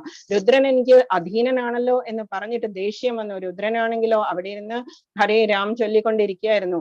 അപ്പം ചൊല്ലിക്കൊണ്ടിരിക്കുന്ന സമയത്ത് ദക്ഷന്റെ ഉള്ളിലുള്ള ഭഗവാനെ രുദ്രൻ മാനിച്ചു, പക്ഷെ എഴുന്നേറ്റില്ല. അപ്പം അതുകൊണ്ട് തന്നെ ദേഷ്യം വന്നു. അവിടെ ഇരുന്ന് കുറെ അപമാനിച്ചപ്പോഴേക്കും രുദ്രൻ ഇങ്ങനെ തല താഴ്ത്തി എഴുന്നേറ്റ് ഇറങ്ങിപ്പോയി, കൈലാസത്തിലേക്ക് പോയി. എന്നിട്ട് അവസാനം ഇത് ഒന്നും കൂടി മനസ്സിലിട്ട് പെരുപ്പിച്ചിട്ട് ദക്ഷ പ്രജാപതി ദേഷ്യം അങ്ങ് കൊണ്ടു നടന്നു. എന്നിട്ട് എന്താണ് ചെയ്യേണ്ടത് എന്ന് നോക്കിയിട്ട് ഒരു യാഗം നടത്തി. എല്ലാ പെൺമക്കളെയും വിളിച്ചു, എല്ലാവരെയും ഭൂമിയിലും ആകാശത്തും എവിടെയൊക്കെ ആരൊക്കെ ഉണ്ടോ എല്ലാവരെയും വിളിച്ചു, രുദ്രനെയും സതീദേവിയും ഒഴിച്ച്. അപ്പം സതീദേവി ഇങ്ങനെ കൈലാസത്തിലിരിക്കുന്ന സമയത്ത് എല്ലാവരും വിമാനത്തിൽ നല്ല നല്ല ഡ്രസ്സൊക്കെ ഇട്ട് അവരുടെ പെറ്റ്സിനെയൊക്കെ കൊണ്ട്, പക്ഷികളും ചിലവർക്ക് മുയല് പോലെയുള്ളതൊക്കെ ഉണ്ട്, പീകോക്ക് ഒക്കെ ഉണ്ട്, ചിലവർക്ക് പെറ്റ്സ്, എല്ലാ പെറ്റ്സിനെ വരെ കൊണ്ടുപോകുന്നു. അപ്പം എന്തൊക്കെയോ നല്ല കാര്യമാണ് എന്ന് വിചാരിച്ചിട്ട് സതീദേവി ചോദിച്ചു, എന്താണ് എവിടേക്കാ പോകുന്നത് നിങ്ങൾ എന്ന് ചോദിച്ചു. സിസ്റ്റേഴ്സ് ഒക്കെ ഉണ്ട് സതീദേവിയുടെ. അപ്പം ചോദിച്ചപ്പോ അവര് പറഞ്ഞു, അച്ഛൻ നടത്തുന്ന യാഗത്തിനാണ് പോകുന്നത്, നിന്നെ വിളിച്ചില്ലേ വരുന്നില്ലേ എന്ന് ചോദിച്ചു. അപ്പൊ സതീദേവി മാനുഷിയാണ്, മനുഷ്യ സ്വഭാവമാണ്. രുദ്രനോട് പോയി പറഞ്ഞു, എനിക്കും പോണം അച്ഛന്റെ വീട്ടിൽ എന്ന് പറഞ്ഞു. വിളിച്ചില്ലെങ്കിലും അച്ഛന്റെ വീട്ടിൽ നമ്മൾക്ക് കയറി പോകാം എന്ന് പറഞ്ഞു. ശിവൻ പറഞ്ഞു, അച്ഛന്റെ വീടാണെങ്കിൽ കൂടി അപമാനിച്ചു കഴിഞ്ഞാൽ നമ്മൾക്ക് ചിലപ്പോൾ മരിക്കണം എന്ന് തോന്നും, പോകരുത് എന്ന് പറഞ്ഞു. പക്ഷേ സതീദേവി വാശി പിടിച്ചിട്ട് പോയി. എന്നിട്ട് ഈ സിംഹങ്ങളൊക്കെ വലിച്ചു കൊണ്ടുപോകുന്ന ആ രഥത്തിലിരുന്ന് നന്ദിയെയും ബാക്കിയുള്ള എല്ലാ പെറ്റ്സിനെ, ഇതുപോലെ കുറെ പെറ്റ്സിനെയൊക്കെ കൊണ്ട്, വാദ്യ ഉപകരണങ്ങളും എല്ലാം കൊണ്ട് പോയി. അവിടെ പോയപ്പോഴെന്താ, രുദ്രന് ഭാഗം സമർപ്പിച്ചിട്ടില്ല. അപ്പം മനസ്സിലായി യാഗത്തിൽ നമ്മളെ വിളിക്കാത്തത് വേണം എന്ന് വെച്ചിട്ടാണ് എന്ന് മനസ്സിലായ സതീദേവി എന്ത് ചെയ്തു, അവിടെ ഇരുന്നിട്ട് അച്ഛനോട് പറഞ്ഞു, എന്നെ ഇനി രുദ്രൻ തിരിച്ചു പോയി കഴിഞ്ഞാൽ ദക്ഷന്റെ പുത്രി ദാക്ഷായണി എന്ന് വിളിക്കും, വേണ്ട എനിക്ക് ഈ ശരീരം എന്ന് പറഞ്ഞിട്ട് അവിടെ ഇരുന്ന് ആത്മാഹുതി ചെയ്തു. സ്വയം അഗ്നി ഉൽപ്പാദിപ്പിച്ചിട്ട്, ശരീരത്തിൽ നിന്ന് നമ്മളുടെ ഉള്ളിൽ തന്നെ അഗ്നിയുണ്ട്, അത് ഉൽപ്പാദിപ്പിച്ചു പുറത്തേക്ക് കൊണ്ടുവന്നിട്ട് ആത്മാഹുതി ചെയ്തു. ഇത് കേട്ടപ്പോഴേക്കും നന്ദിയും ബാക്കിയുള്ളവരൊക്കെ അവിടെ അലങ്കോലമാക്കി, ഇത് യാഗം അലങ്കോലമാക്കാൻ തുടങ്ങി. ഇത് കണ്ടിട്ട് ദക്ഷൻ ഓടിപ്പോയ ദക്ഷനെ എന്ത് ചെയ്തു, മഹാദേവനോട് നാരദ മഹർഷി പോയി പറഞ്ഞു, സതീദേവി ആത്മാഹുതി ചെയ്തു എന്ന് പറഞ്ഞപ്പോഴേക്കും ആ വിഷമം കൊണ്ട് രുദ്രൻ എന്ത് ചെയ്തു, വീരഭദ്രനെ പറഞ്ഞു വിട്ടു. മഹാദേവനോളം തന്നെ അത്രയും ശക്തിയുള്ള വീരഭദ്രൻ, ഭഗവാന്റെ അനുചരനാണ്, പറഞ്ഞു വിട്ടു.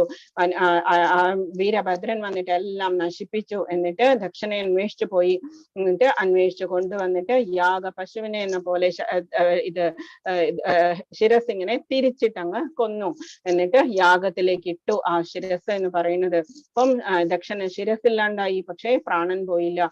മഹാദേവൻ അവിടെ വന്നു. എന്നിട്ട് ആടിന്റെ തല വെച്ചിട്ട് ദക്ഷന് ഇത് കൊടുത്തു, ജീവൻ കൊടുത്തു.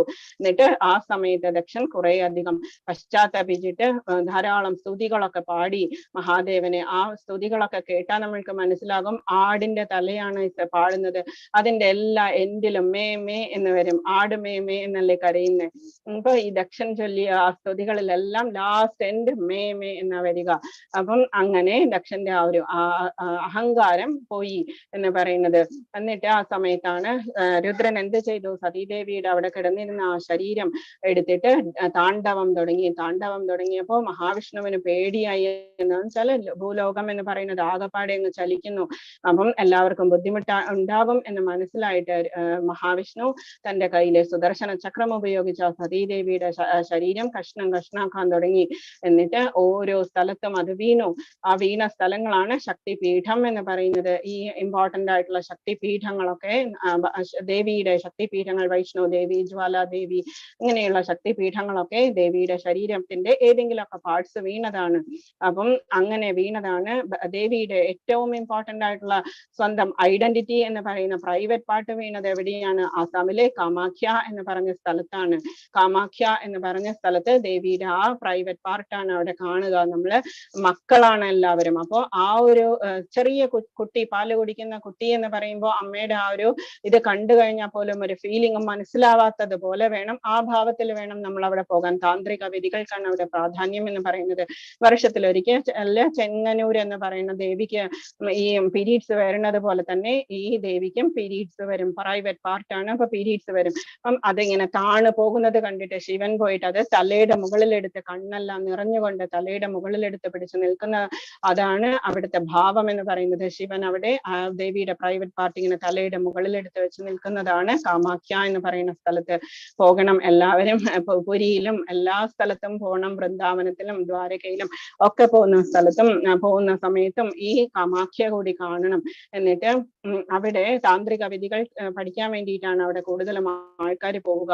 അപ്പം അങ്ങനെയുള്ള സ്ഥലത്ത് ദേവിയുടെ ആ ഇത് വരുമ്പോ എല്ലാ റിവേഴ്സിന് എന്താ പേര്? സ്ത്രീകളുടെ പേരുകളാണ്. ഗംഗ, യമുന, ഗോദാവരി, കൃഷ്ണ, കാവേരി, ഗോമതി, ഇതെല്ലാം സ്ത്രീകളുടെ പേര്. പക്ഷെ ആസാമിലെ കാമാഖ്യയുടെ അടുത്തുള്ള റിവറിന്റെ പേരെന്താ? ബ്രഹ്മപുത്ര. ഒരു മെയിൽ ഫോമിലുള്ള റിവർ മാത്രമേ നമുക്ക് ഇന്ത്യയിലുള്ളൂ. ബ്രഹ്മപുത്ര. പുത്രനാണ് ബ്രഹ്മാവിന്റെ. അത് റെഡിഷ് ആയിരിക്കും. ആ ദിവസങ്ങളില് ഉത്സവം നടക്കും. ആ സമയത്ത് അംബുബാച്ചി ഫെസ്റ്റിവൽ എന്ന് പറഞ്ഞിട്ട് വരുന്നുണ്ട് ഇപ്പം അടുത്ത് തന്നെ.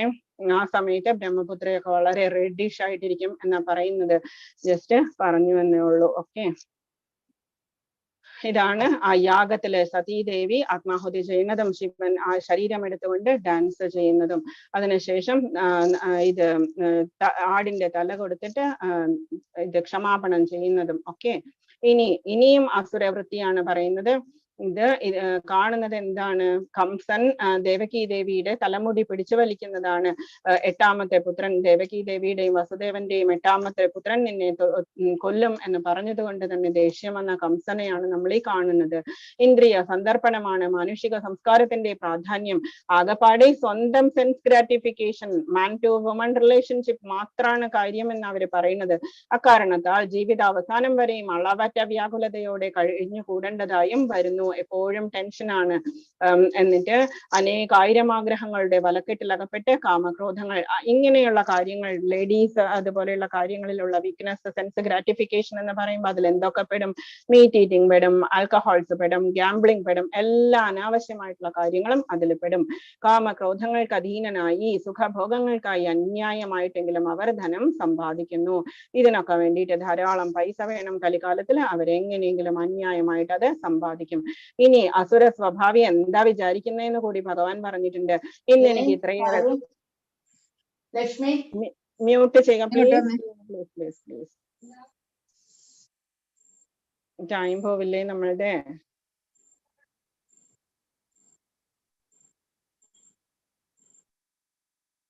ഓക്കെ, ഞാനത് മ്യൂട്ട് ചെയ്യാൻ നിന്ന് കഴിഞ്ഞാൽ എൻ്റെ 1 മിനിറ്റ് എങ്കിലും പോവില്ലേ? ഇന്ന് എനിക്ക് ഇത്രയേറെ ധനമുണ്ട്, എൻ്റെ പദ്ധതിക്ക് അനുസരിച്ച് ഞാൻ ഇനിയും ധനമാർജിക്കും. നമ്മൾക്കറിയാം കേരള പൊളിറ്റിക്സ് ഒന്ന് നോക്കിക്കഴിഞ്ഞാൽ ഈ സംഭവങ്ങളൊക്കെ നമ്മൾക്ക് മനസ്സിലാകും. ഞാൻ എക്സ്പ്ലെയിൻ ചെയ്യേണ്ട ആവശ്യമില്ല, ജസ്റ്റ് വായിക്കുകയാണ്. ഇത്ര ധനം എനിക്കിപ്പോഴുണ്ട്, അത് ഭാവിയിൽ കൂടി വരികയും ചെയ്യും. അയാൾ എൻ്റെ ശത്രുവാണ്, ഞാൻ അയാളെ കൊന്നു. ഇനിയുള്ള ശത്രുക്കളെയും ഞാൻ കൊല്ലും. ഞാൻ എല്ലാറ്റിൻ്റെയും ഉടമയാണ്, ഞാൻ സുഖിയാണ്, എല്ലാം തികഞ്ഞവനും ബലവാനും സന്തുഷ്ടനും സമ്പന്നനും.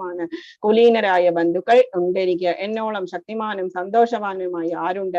ഞാൻ യാഗങ്ങൾ അനുഷ്ഠിക്കും, ദാനം ചെയ്യും, സന്തോഷിക്കും എന്നെല്ലാം ഓർത്തവർ അജ്ഞാനത്താൽ മോഹിതരാകുന്നു. ഒക്കെ മനസ്സിലായോ അസുര സ്വഭാവിയുടെ ക്യാരക്ടർ എന്ന് പറയുന്നത്? ഇതില് ദ്രൗപദിയുടെ ആ ഇതാണ് വസ്ത്രാപഹരണം നമ്മൾ പറഞ്ഞിട്ടുണ്ട്. അത് അനേക ചിത്തവിഭ്രാന്ത മോഹജാല സമാവൃത പ്രസക്ത കാമഭോഗേക്ഷു പതന്തി നരകേശു ചൗ, ഇങ്ങനെയുള്ളവരെ നരകത്തിലാണ് പോവുക. ഇങ്ങനെ പലവിധം ആകാംക്ഷകളിൽപ്പെട്ട് വലഞ്ഞും വ്യാമോഹത്തിന്റെ വലയിൽ കുടുങ്ങിയും ഇന്ദ്രിയ സുഖങ്ങളിൽ അത്യാസക്തരായി അവർ നരകത്തിൽ വീഴുന്നു. പറഞ്ഞു തരേണ്ട ആവശ്യമില്ല, നമ്മൾക്ക് അറിയാം ഇതൊക്കെ എങ്ങനെയാണ്. സെൻസ് ഗ്രാറ്റിഫിക്കേഷന് പുറകെ പോയാലുള്ള അവസ്ഥയാണ് ഭഗവാൻ പറയുന്നത്. ഇവിടെയുള്ളത് ശിശുപാലന്റെ മരണമാണ്. ശിശുപാലൻ ഭഗവാന്റെ തന്നെ കസിനാണ്, വസുദേവരുടെ സിസ്റ്ററിന്റെ മകനാണ്. ജനിച്ച സമയത്ത് ധാരാളം കൈകളും കാലുകളും ഒക്കെയുള്ള വിചിത്ര ജീവിയായിരുന്നു.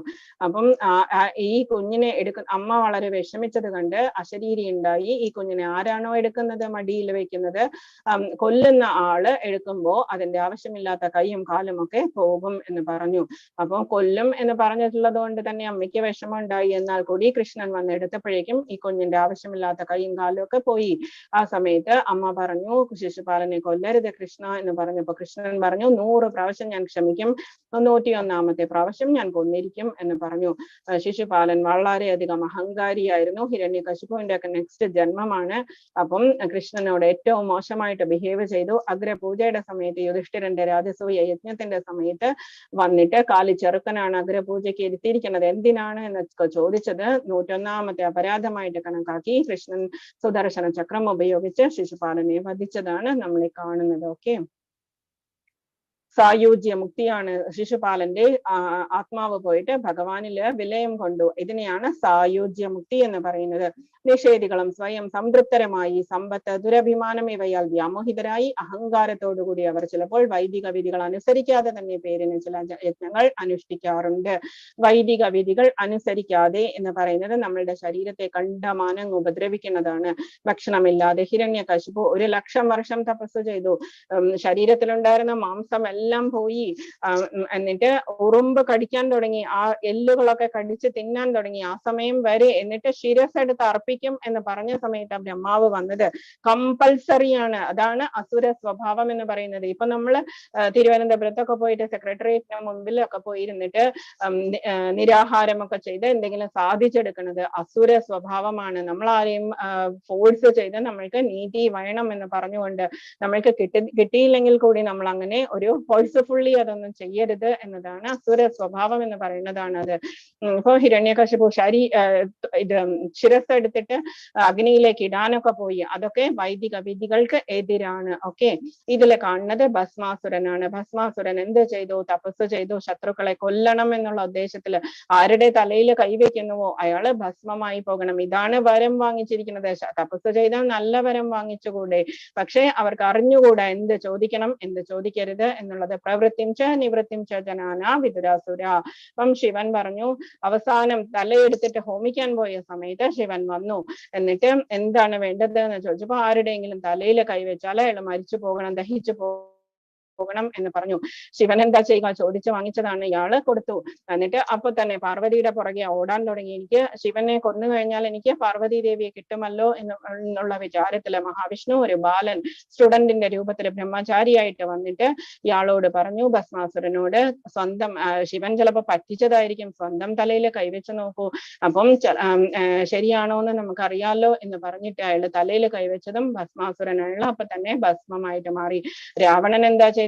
കൈലാസത്തിൽ പോയി ഇപ്പൊ കാണണം എന്ന് പറഞ്ഞിട്ട് വാശി പിടിച്ചപ്പോ നന്ദികേശ്വരൻ പറഞ്ഞു രാവണനോട്, പാർവതി ദേവിയും ശിവനും ഇന്റിമേറ്റ് ആയിട്ടുള്ള ആ മൊമെന്റ്സിൽ ഇരിക്കുകയാണ്, അവരെ ഉപദ്രവിക്കരുത് എന്ന് പറഞ്ഞിട്ടുണ്ട് എന്ന് പറഞ്ഞു. ആ സമയത്ത് രാവണൻ എന്ത് ചെയ്തു? അവിടെ ഇരുന്ന് പാട്ടൊക്കെ പാടി. എന്നിട്ടും ഭഗവാൻ വരുന്നില്ല എന്ന് കണ്ടപ്പോ ഉള്ളിലുള്ള ചെറുകുടലും വൻകുടലും ഒക്കെ വലിച്ച് പുറത്താക്കിയിട്ട് അത് വെച്ച് വീണ വായിച്ചു. അപ്പം ഒന്നാലോചിച്ച് നോക്കൂ, രക്തമൊക്കെ വാർന്ന് മരിക്കാറായ സമയത്ത് വീണ വായിക്കാൻ വിദഗ്ധനാണ് ഈ രാവണൻ എന്ന് പറയുന്നത്. അപ്പൊ വീണ വായിച്ചപ്പോ ശിവൻ കമ്പൽസറി ആയിട്ട് വരേണ്ടി വന്നു. എന്നിട്ട് അങ്ങനെയാണ് നമ്മൾ ഫോഴ്സ് ചെയ്തിട്ട്, അസുര സ്വഭാവമാണത്. ഈ ശൂർപ്പണഖ നമ്മള് രാമായണത്തിൽ കേട്ടിട്ടുണ്ട്. ശൂർപ്പണഖ രാമനെ കണ്ടിട്ട് മോഹിച്ചതും എന്നിട്ട് കല്യാണം കഴിക്കണം എന്ന് പറഞ്ഞപ്പോ എന്റെ അടുത്ത് ഭാര്യയുണ്ട് എന്ന് പറഞ്ഞു, ലക്ഷ്മണന്റെ അടുത്ത് പോകൂ എന്ന് പറഞ്ഞു. ലക്ഷ്മണൻ പറഞ്ഞു ഏട്ടന്റെ അടുത്ത് പോകൂ. ഇങ്ങനെ കുറച്ച് അങ്ങോട്ടും ഇങ്ങോട്ടും കളിച്ചു കഴിഞ്ഞപ്പോഴേക്കും ശൂർപ്പണഖയുടെ മൂക്കും ചെവിയും ഒക്കെ ലക്ഷ്മണൻ മുറിച്ചു കളഞ്ഞു. അവസാനം ശൂർപ്പണഖ എന്ത് ചെയ്തു? മഹാദേവനെ തപസ് ചെയ്തു വിന്ധ്യാചലത്തിൽ പോയിരുന്നിട്ട്. എന്നിട്ട് ഭഗവാനോട് ശിവനോട് വരം വാങ്ങിച്ചു. 10,000 വർഷം തപസ് ചെയ്തു ശൂർപ്പണഖ. എന്നിട്ട് ഭഗവാൻ രാമൻ തന്നെ എനിക്ക് ഭർത്താവായിട്ട് വരണം എന്ന് പറഞ്ഞു. രാമൻ എന്ത് ചെയ്തു? കൃഷ്ണനായി വന്ന സമയത്ത് രാവണൻ മഹാദേവൻ വരം കൊടുത്തു. ശരിയാണ്, നിനക്ക് ദ്വാപരയുഗത്തിൽ നിന്റെ പ്രാർത്ഥന ശരിയാകും എന്ന് പറഞ്ഞുകൊണ്ട് അനുഗ്രഹം കൊടുത്തു. എന്നിട്ട് കൃഷ്ണനായിട്ട് വന്നു. അതാണ് ശൂർപ്പണഖയാണ് കുബ്ജയായിട്ട് വന്നത്, കൂനിയായിട്ട് വന്നില്ലേ? അത് മധുരയിൽ വെച്ചിട്ട് ഭഗവാൻ തന്നെ കൂന നിവർത്തി കൊടുത്തത്. ആ സ്റ്റോറിയിലുള്ള കുബ്ജ എന്ന് പറയുന്നത് ശൂർപ്പണഖയുടെ നെക്സ്റ്റ് അവതാരമാണ്. എന്നിട്ട് ഭഗവാൻ അവിടെ പോയിട്ട് അവരുടെ വീട്ടിൽ പോയി ഗാന്ധർവ വിധി പ്രകാരം വിവാഹം കഴിച്ചു. എന്നിട്ട് അശോകനും വിശോകനും 2 മക്കളുണ്ടായി. അവർക്ക് ഏതു നേരവും വരണം, എനിക്ക് കാണണം എന്ന് തോന്നുമ്പോ എന്റെ അടുത്തേക്ക് വരണം എന്ന് കൃഷ്ണനോട് പറഞ്ഞ് വരം വാങ്ങിച്ച കുബ്ജ. അപ്പം അശോകനും വിശോകനുമാണ് അഭിമന്യുവിന്റെ രഥം ഓടിച്ചിരുന്നത് യുദ്ധത്തില്. ഓക്കെ, അസുരന്മാർ മിഥ്യാഹങ്കാരം, ബലം, ഗർവം, കാമം, ക്രോധം ഇവയാൽ സംഭ്രാന്തരായി തങ്ങളുടെയും അന്യരുടെയും ശരീരങ്ങളിൽ കുടികൊള്ളുന്ന പരമദിവ്യോത്തമ പുരുഷനോട് ഈർഷ്യാലുക്കളായി തീർന്ന് ശരിയായ ധർമ്മത്തെ പഴിക്കുന്നു. ധർമ്മം എന്താണെന്ന് അവർക്കറിയില്ല. അവര് വിചാരിക്കുന്നതാണ് ധർമ്മം എന്ന് അവര് വിചാരിക്കുന്നു. എന്നിട്ട് എല്ലാവരെയും, ദേവന്മാരെയും നല്ല ക്യാരക്ടറുള്ളവരെ എല്ലാവരെയും ശപിക്കുന്നു, അല്ലെങ്കിൽ ബുദ്ധിമുട്ടിക്കുന്നു. ഇതിൽ കാണുന്നത് അമൃത് കുടിക്കുന്നതാണ്. പാലാഴി മഥനം കഴിഞ്ഞതിന് ശേഷം അസുരന്മാർ ഞങ്ങൾക്ക് നിനക്കും വേണം അമൃത് എന്ന് പറഞ്ഞപ്പോ മോഹിനി രൂപം പൂണ്ട മഹാവിഷ്ണു വന്നിട്ട് 2 പന്തികളായിട്ട് ഇരുത്തി. എന്നിട്ട് ദേവന്മാരുടെ പന്തിയിൽ ആദ്യം വിളമ്പി അസുരന്മാരുടെ പന്തിയിൽ വരണു എന്ന് പറഞ്ഞുകൊണ്ട് അവരെ മോഹിപ്പിച്ചു. എന്നിട്ട് ആ സമയത്ത് അദിതി ദേവിയുടെയും കശ്യപ മഹർഷിയുടെയും പുത്രിയായിട്ടുള്ള സിംഹികയുടെ പുത്രനായിട്ടുള്ള സ്വർഭാനു വന്നിട്ട് അവരുടെ കൂട്ടത്തിലിരുന്നു. ചന്ദ്രന്റെയും സൂര്യന്റെയും മധ്യത്തിലിരുന്ന് അമൃത് കുടിച്ചു. അമരത്വം കിട്ടി. ആ സമയത്ത് സൂര്യനും ചന്ദ്രനും പൂരികം കൊണ്ട് കാണിച്ചു കൊടുത്തു മോഹിനിക്ക് ഇതൊരു അസുരനാണ് എന്നുള്ളത്. എന്നിട്ട് ഭഗവാൻ എന്ത് ചെയ്തു? സുദർശന ചക്രം ഉപയോഗിച്ച് അതിന്റെ ശിരസ് അറുത്തു.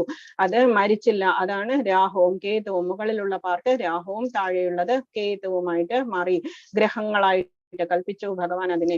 അതാണ് അവതാരം കിട്ടുമ്പോ ദേഷ്യം കൊണ്ട് സൂര്യനെയും ചന്ദ്രനെയും വിഴുങ്ങാനായിട്ട് വരുന്നതാണ് ഗ്രഹണം എന്ന് പറയുന്നത്. നമ്മള് സയന്റിഫിക്കലി അല്ല, ഞാൻ ജസ്റ്റ് പുരാണങ്ങളിലൂടെയാണ് പോയിക്കൊണ്ടിരിക്കുന്നത്. അപ്പം ഇതാണ് രാഹുഗ്രസ്ത സൂര്യഗ്രഹണം അല്ലെങ്കിൽ ചന്ദ്രനെ കേതുഗ്രസ്ത സൂര്യഗ്രഹണം എന്നൊക്കെ പറയുന്നത് അതുകൊണ്ടാണ്.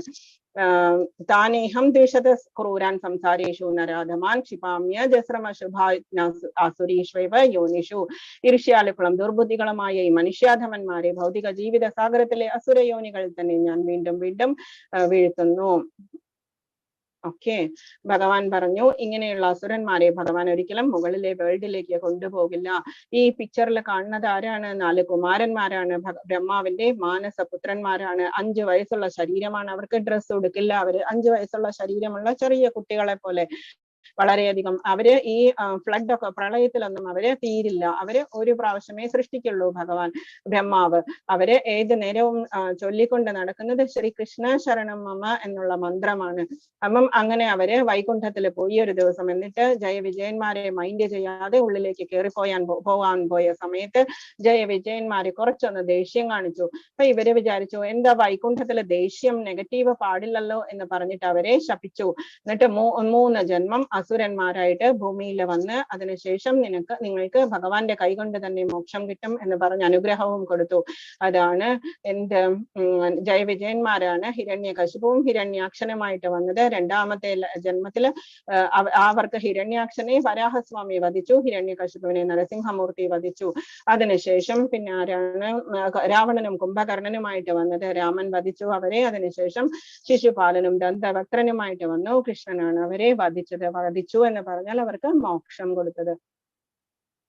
അസുരീം യോനിമാപന്ന മൂഢാജന്മനി ജന്മനി മാമ പ്രാപ്യൈവ കൗന്തെയ യതോ തതോ യാന്ധ്യ ധമാം ഗതിം. ഹേ കുന്തിപുത്ര, അസുരജീവഗണങ്ങളിൽ അനേകം തവണ ജന്മമെടുത്ത ശേഷവും ഇത്തരക്കാർ ഒരിക്കലും എന്റെ അടുത്തെത്തുകയില്ല. ക്രമേണ അധികം നീചങ്ങളായ തലങ്ങളിലേക്ക് താഴ്ത്തപ്പെടുന്നു. പക്ഷേ ഭഗവാൻ ഇതെല്ലാം പറയുന്നുണ്ടെങ്കിൽ പോലും ഭഗവാൻ അവരോട് കാരുണ്യം കാണിക്കുന്നുണ്ട്. ഭഗവാന്റെ കൈകൊണ്ട് മരിച്ചു എന്ന് പറഞ്ഞാൽ അതിന്റെ അർത്ഥം എന്താ? മോക്ഷം തന്നെയാണ് കിട്ടുന്നത്. ഭഗവാൻ ജസ്റ്റ് പറയുന്നു എല്ലാവരോടും. പക്ഷേ സാധാരണ ജനങ്ങൾ എന്ന് പറയുമ്പോൾ നമ്മളെ പോലെയുള്ളവരൊക്കെ കുറ്റം ചെയ്തു കഴിഞ്ഞാൽ ഷുവറാണ് നമ്മൾക്ക് നരകവാസമായിരിക്കും ഫലം. ത്രിവിധം നരകസ്യേദം. എന്താണ് നരകത്തിന്? 3 ഡോർ ഉണ്ട്. ത്രിവിധം 3 തരത്തിലാണ്. ദ്വാരം നാശനമാത്മനഃ, നമ്മളുടെ ആത്മാവിനെ നശിപ്പിക്കുന്ന 3 ദ്വാരങ്ങളുണ്ട്, ഡോർ ഉണ്ട്. കാമക്രോധ സദാലോഭ തസ്മാദേതത്രയം ത്യജേത്. കാമവും ക്രോധവും ലോഭവും, അതുകൊണ്ട് തന്നെ ഈ 3നെയും നമ്മൾ ത്യജിക്കണം. ഓക്കെ, ത്രിവിധം നരകസ്യേദം ദ്വാരം നാശനമാത്മനഃ. മനസ്സിലാവുന്നുണ്ടോ? കാമ ക്രോധ സദാലോഭ തസ്മാദേതത്രയം ത്യജേത്. 3 ഡോറാണ്, കവാടങ്ങൾ. കാമം, ക്രോധം, ലോഭം. ബുദ്ധിയുള്ള എല്ലാവരും ഇതിനെ ഉപേക്ഷിക്കണം. കാരണം അവ ആത്മാവിന്റെ അധപതനത്തിലേക്ക് വഴിതെളിക്കും. പഠിക്കേണ്ട ശ്ലോകമാണ്. ഇനി ഭഗവാൻ പറയുന്നു, ഏതർ വിമുക്ത കൗന്തെയ തമോദ്വാരേ സ്ത്രീഭിർനരഃ ആചരത്യാത്മന ശ്രേയ തതോ യാതി പരാം ഗതിം. കുന്തിപുത്ര, ഈ 3 നരകദ്വാരങ്ങളിൽ നിന്ന് രക്ഷ പ്രാപിച്ചവർ ആത്മസാക്ഷാത്കാരത്തിനുതകുന്ന കർമ്മങ്ങൾ ചെയ്ത് ക്രമേണ പരമപദത്തിലെത്തും. ഈ 3 കാര്യങ്ങൾ ഉപേക്ഷിച്ചു കഴിഞ്ഞാൽ എന്താണ്? നല്ല കാര്യങ്ങളൊക്കെ ചെയ്ത് നല്ലതായിട്ട് ആചരിച്ചുകൊണ്ട് നമ്മൾ നമ്മളുടെ ജന്മം സഫലമാക്കിക്കൊണ്ട് ഭഗവാന്റെ അടുത്തേക്ക് എത്തും. എന്തൊക്കെയാണ് ഉപേക്ഷിക്കേണ്ടത്? കാമം, ക്രോധം, ലോഭം. ഓക്കെ, കാമം എന്ന് പറയുന്നത് ഒരു ആസക്തിയാണ്, ലോഭം എന്ന് പറയുന്നതും അത് തന്നെയാണ്. ഓവറായിട്ട് എനിക്ക് അത് തന്നെ വേണം. കാമം, ക്രോധം, ആരോടും നമ്മൾ ദേഷ്യം കാണിക്കരുത്. മനുഷ്യൻ കാമം, ക്രോധം, ലോഭം എന്നീ 3 ശത്രുക്കളാണ് നമ്മൾക്ക്. നമ്മളുടെ ഉള്ളിൽ തന്നെയാണ് ശത്രു ഉള്ളത്. നമ്മൾക്ക് ഒരാൾ കാമക്രോധ ലോഭങ്ങളിൽ നിന്ന് എത്ര ഒഴിഞ്ഞു നിൽക്കുന്നുവോ അത്രത്തോളം അയാളുടെ ജീവിതം പരിശുദ്ധമായി തീരും. പിന്നെ വൈദിക സാഹിത്യങ്ങളിൽ പറയുന്ന നിയമനിബന്ധനകളെ അയാൾക്ക് അനുസരിക്കാൻ പറയും. ഈ 3 കാര്യങ്ങളില്ലെങ്കിൽ നമ്മളുടെ മനസ്സ് ശരിയായിട്ട് വർക്ക് ചെയ്യും. മനുഷ്യ ജീവിത നിയന്ത്രണത്തിനുള്ള ഈ പ്രമാണങ്ങളെ സ്വീകരിച്ചുകൊണ്ട് ക്രമേണ ആധ്യാത്മിക ഉന്നതിയിലേക്ക് വരാം. ഇങ്ങനെ കൃഷ്ണാവബോധം വരെ എത്താൻ ഭാഗ്യമുണ്ടായവർക്ക് വിജയം സുനിശ്ചിതം തന്നെ. ഭഗവാനെ കുറിച്ച് മനസ്സിലായി കഴിഞ്ഞാൽ വിജയം സുനിശ്ചിതമാണ്. ഇതിൽ കാണുന്നത് എന്താണ്? 4 റെഗുലേറ്റീവ് പ്രിൻസിപ്പിൾസ് ആണ്. No illicit sex, no meat eating, no gambling, no alcohol. Okay, യശാസ്ത്രവിധി മുത്സൃജ്യ വർത്തതേ കാമകാരതഃ ന സിദ്ധിമവാപ്നോതി ന സുഖം ന പരാം ഗതിം. ശാസ്ത്രവിഹിതങ്ങളായിട്ടുള്ള വചനങ്ങളെ കണക്കിലെടുക്കാതെ തന്നിഷ്ടം പോലെ പ്രവർത്തിക്കുന്നത് അവർക്ക് പരിപൂർണതയോ പരമലക്ഷ്യപ്രാപ്തിയോ സുഖം പോലുമോ ഉണ്ടാകില്ല. തോന്നിയതുപോലെ ഇതുപോലെ നമ്മളിപ്പോ പറഞ്ഞിരിക്കുന്ന വൃത്തികളിലെത്തിയവർക്ക് എന്തെല്ലാം കിട്ടില്ല എന്ന് ഭഗവാൻ പറയുന്നു. ഓരോ പരിപൂർണത ചെയ്യണതൊക്കെ ഫ്ലോപ്പ് ആയിട്ട് പോകും. പരമലക്ഷ്യപ്രാപ്തി ഭഗവാന്റെ അടുത്തേക്ക് എത്താനുള്ളത് അതും കിട്ടില്ല. സുഖം, നോർമൽ ആയിട്ടുള്ള ലൈഫില് സുഖം പോലും ഉണ്ടാകില്ല. ലാസ്റ്റ് ശ്ലോകമാണ്, വളരെ ഇമ്പോർട്ടന്റ് ആണ്, നമ്മൾ ഇനി പറയാൻ പോകുന്നത്. ഇത് വരാഹസ്വാമി വധിക്കുന്നതാണ്. ആ സമയത്ത് 2 പ്ലാനറ്റ്സിലായിരുന്നു ശത്രുവും ഇതും ഉള്ളത്. ഭഗവാൻ ഒരു പ്ലാനറ്റിലും ഹിരണ്യാക്ഷൻ വേറൊരു പ്ലാനറ്റിലും. പക്ഷേ അതിനുശേഷം രാവണ യുദ്ധത്തിന്റെ സമയത്ത് 2 കൺട്രീസിലായിരുന്നു. ഇപ്പോഴാണെങ്കിലോ ദ്വാപരയുഗത്തില് ഒരേ ഒരു കുടുംബത്തിലായിരുന്നു. ഇപ്പോഴാണെങ്കിലോ നമ്മൾക്കുള്ളിൽ തന്നെയാണ് അസുര സ്വഭാവവും എന്തുമുള്ളത്, ദൈവികമായിട്ടുള്ള കാര്യങ്ങളും ഉള്ളത്. ഇപ്പോഴത്തെ കലികാലത്തില് നമ്മൾക്കുള്ളിൽ തന്നെയാണ് ഇവര് രണ്ടുമുള്ളത്. ഇനി ലാസ്റ്റ് ശ്ലോകം, തസ്മാശാസ്ത്രം പ്രമാണം തേ. ശാസ്ത്രം അനുസരിച്ച് എന്തു ചെയ്യണം, എന്തു ചെയ്യരുത്, കാര്യാകാര്യ വ്യവസ്ഥിതോ ഒരു നിശ്ചയം ഉണ്ടാവുക. ജ്ഞാത്വാ ശാസ്ത്രവിധാനോ തം കർമ്മ കർത്തൂമിഹാർഹസി എന്ന ധർമ്മശാസ്ത്രങ്ങളുടെ അടിസ്ഥാനത്തിൽ ഒരാൾ മനസ്സിലാക്കണം. ഈ നിയമ നിബന്ധനകൾ പഠിച്ചറിഞ്ഞതിന് ശേഷം മാത്രം പ്രവർത്തിക്കുക. തന്മൂലം ക്രമേണ ഉന്നതി പ്രാപിക്കും. നമ്മൾ വീട്ടിലിരുന്നിട്ട് നമ്മൾ നോക്കിക്കഴിഞ്ഞാൽ എന്താണ് ശരി, എന്താണ് തെറ്റ്, ചിലപ്പോൾ നമ്മൾക്ക് മനസ്സിലായി എന്ന് വരില്ല. ചിലപ്പോൾ നമ്മളുടെ പാരന്റ്സിനോ അല്ലെങ്കിൽ സിബ്ലിങ്സിനോ ആർക്കും ചിലപ്പോൾ നമ്മളെ ഹെൽപ്പ് ചെയ്യാൻ പറ്റിയെന്ന് വരില്ല. ഗുരുവിന് പറഞ്ഞു തരാൻ സാധിക്കും എന്താണ് ശരി, എന്താണ് തെറ്റ് എന്നുള്ളത്. അത് പ്രമാണിച്ച് ശാസ്ത്രം എന്തൊക്കെയാ നമ്മൾ പറഞ്ഞു? 4 വേദങ്ങളും 108 ഉപനിഷത്തുകളും 18 പുരാണങ്ങളും പിന്നെയുള്ള ഉപപുരാണങ്ങളുമാണ് ശാസ്ത്രം എന്ന് പറയുന്നത്. അതിൽ പറഞ്ഞിരിക്കുന്നത് അനുസരിച്ച് വേണം നമ്മൾ പ്രവർത്തിക്കാൻ. തസ്മാ ശാസ്ത്രം പ്രമാണം ദേ കാര്യവ്യവസ്ഥിതോ. എന്തു ചെയ്യണം, എന്തു ചെയ്യാൻ പാടില്ല എന്ന് ശാസ്ത്രപ്രകാരം പഠിച്ചതിന് ശേഷം ഒരാൾ മനസ്സിലാക്കുക, എന്നിട്ട് പെരുമാറുക. അപ്പം എന്തുണ്ടാകും? ക്രമേണ ഉന്നതിയാണ് നമ്മൾക്ക് സാധിക്കുക. ഓക്കെ, ഭഗവത്ഗീതയിലൂടെ കൃഷ്ണനെ അറിയുകയും കൃഷ്ണാവബോധം ഉൾക്കൊള്ളുകയും ചെയ്ത ഭക്തിയുടെ സേവനത്തിൽ മുഴുകുന്നവൻ വേദസംഹിതകൾക്ക് നൽകാവുന്നത്ര അത്യുത്കൃഷ്ട ജ്ഞാനമത്രയും നേടിക്കഴിഞ്ഞു. ശ്രീകൃഷ്ണ ചൈതന്യ മഹാപ്രഭു ഹരേ കൃഷ്ണ മഹാമന്ത്രം ജപിക്കാനും പ്രസാദം കഴിക്കാനുമാണ് ഉപദേശിച്ചിട്ടുള്ളത്, അസോസിയേഷനും പറഞ്ഞിട്ടുള്ളത്. അപ്പം വേദസാഹിത്യങ്ങൾ നേരാവണ്ണം പഠിച്ചിട്ടുണ്ട് എന്ന് നമ്മൾക്ക് മനസ്സിലാക്കാം.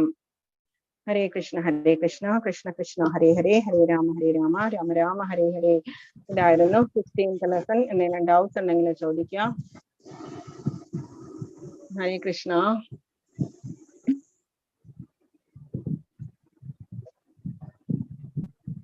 മനസ്സിലായോ? ഹരേ കൃഷ്ണ, ക്ലാസ് മനസ്സിലായോ?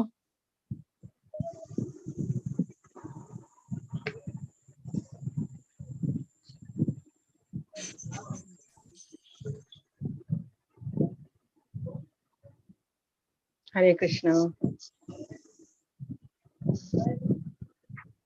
ഓക്കെ, ഹരേ കൃഷ്ണ. പറഞ്ഞോളൂ. 2 ദിവസമേ ഉള്ളൂ നമ്മൾക്ക്. എന്തെങ്കിലും പറയാനുണ്ടെങ്കിൽ പറയുക, സജഷൻസ് എന്തെങ്കിലും ഉണ്ടെങ്കിൽ പറയുക. ഹരേ കൃഷ്ണ.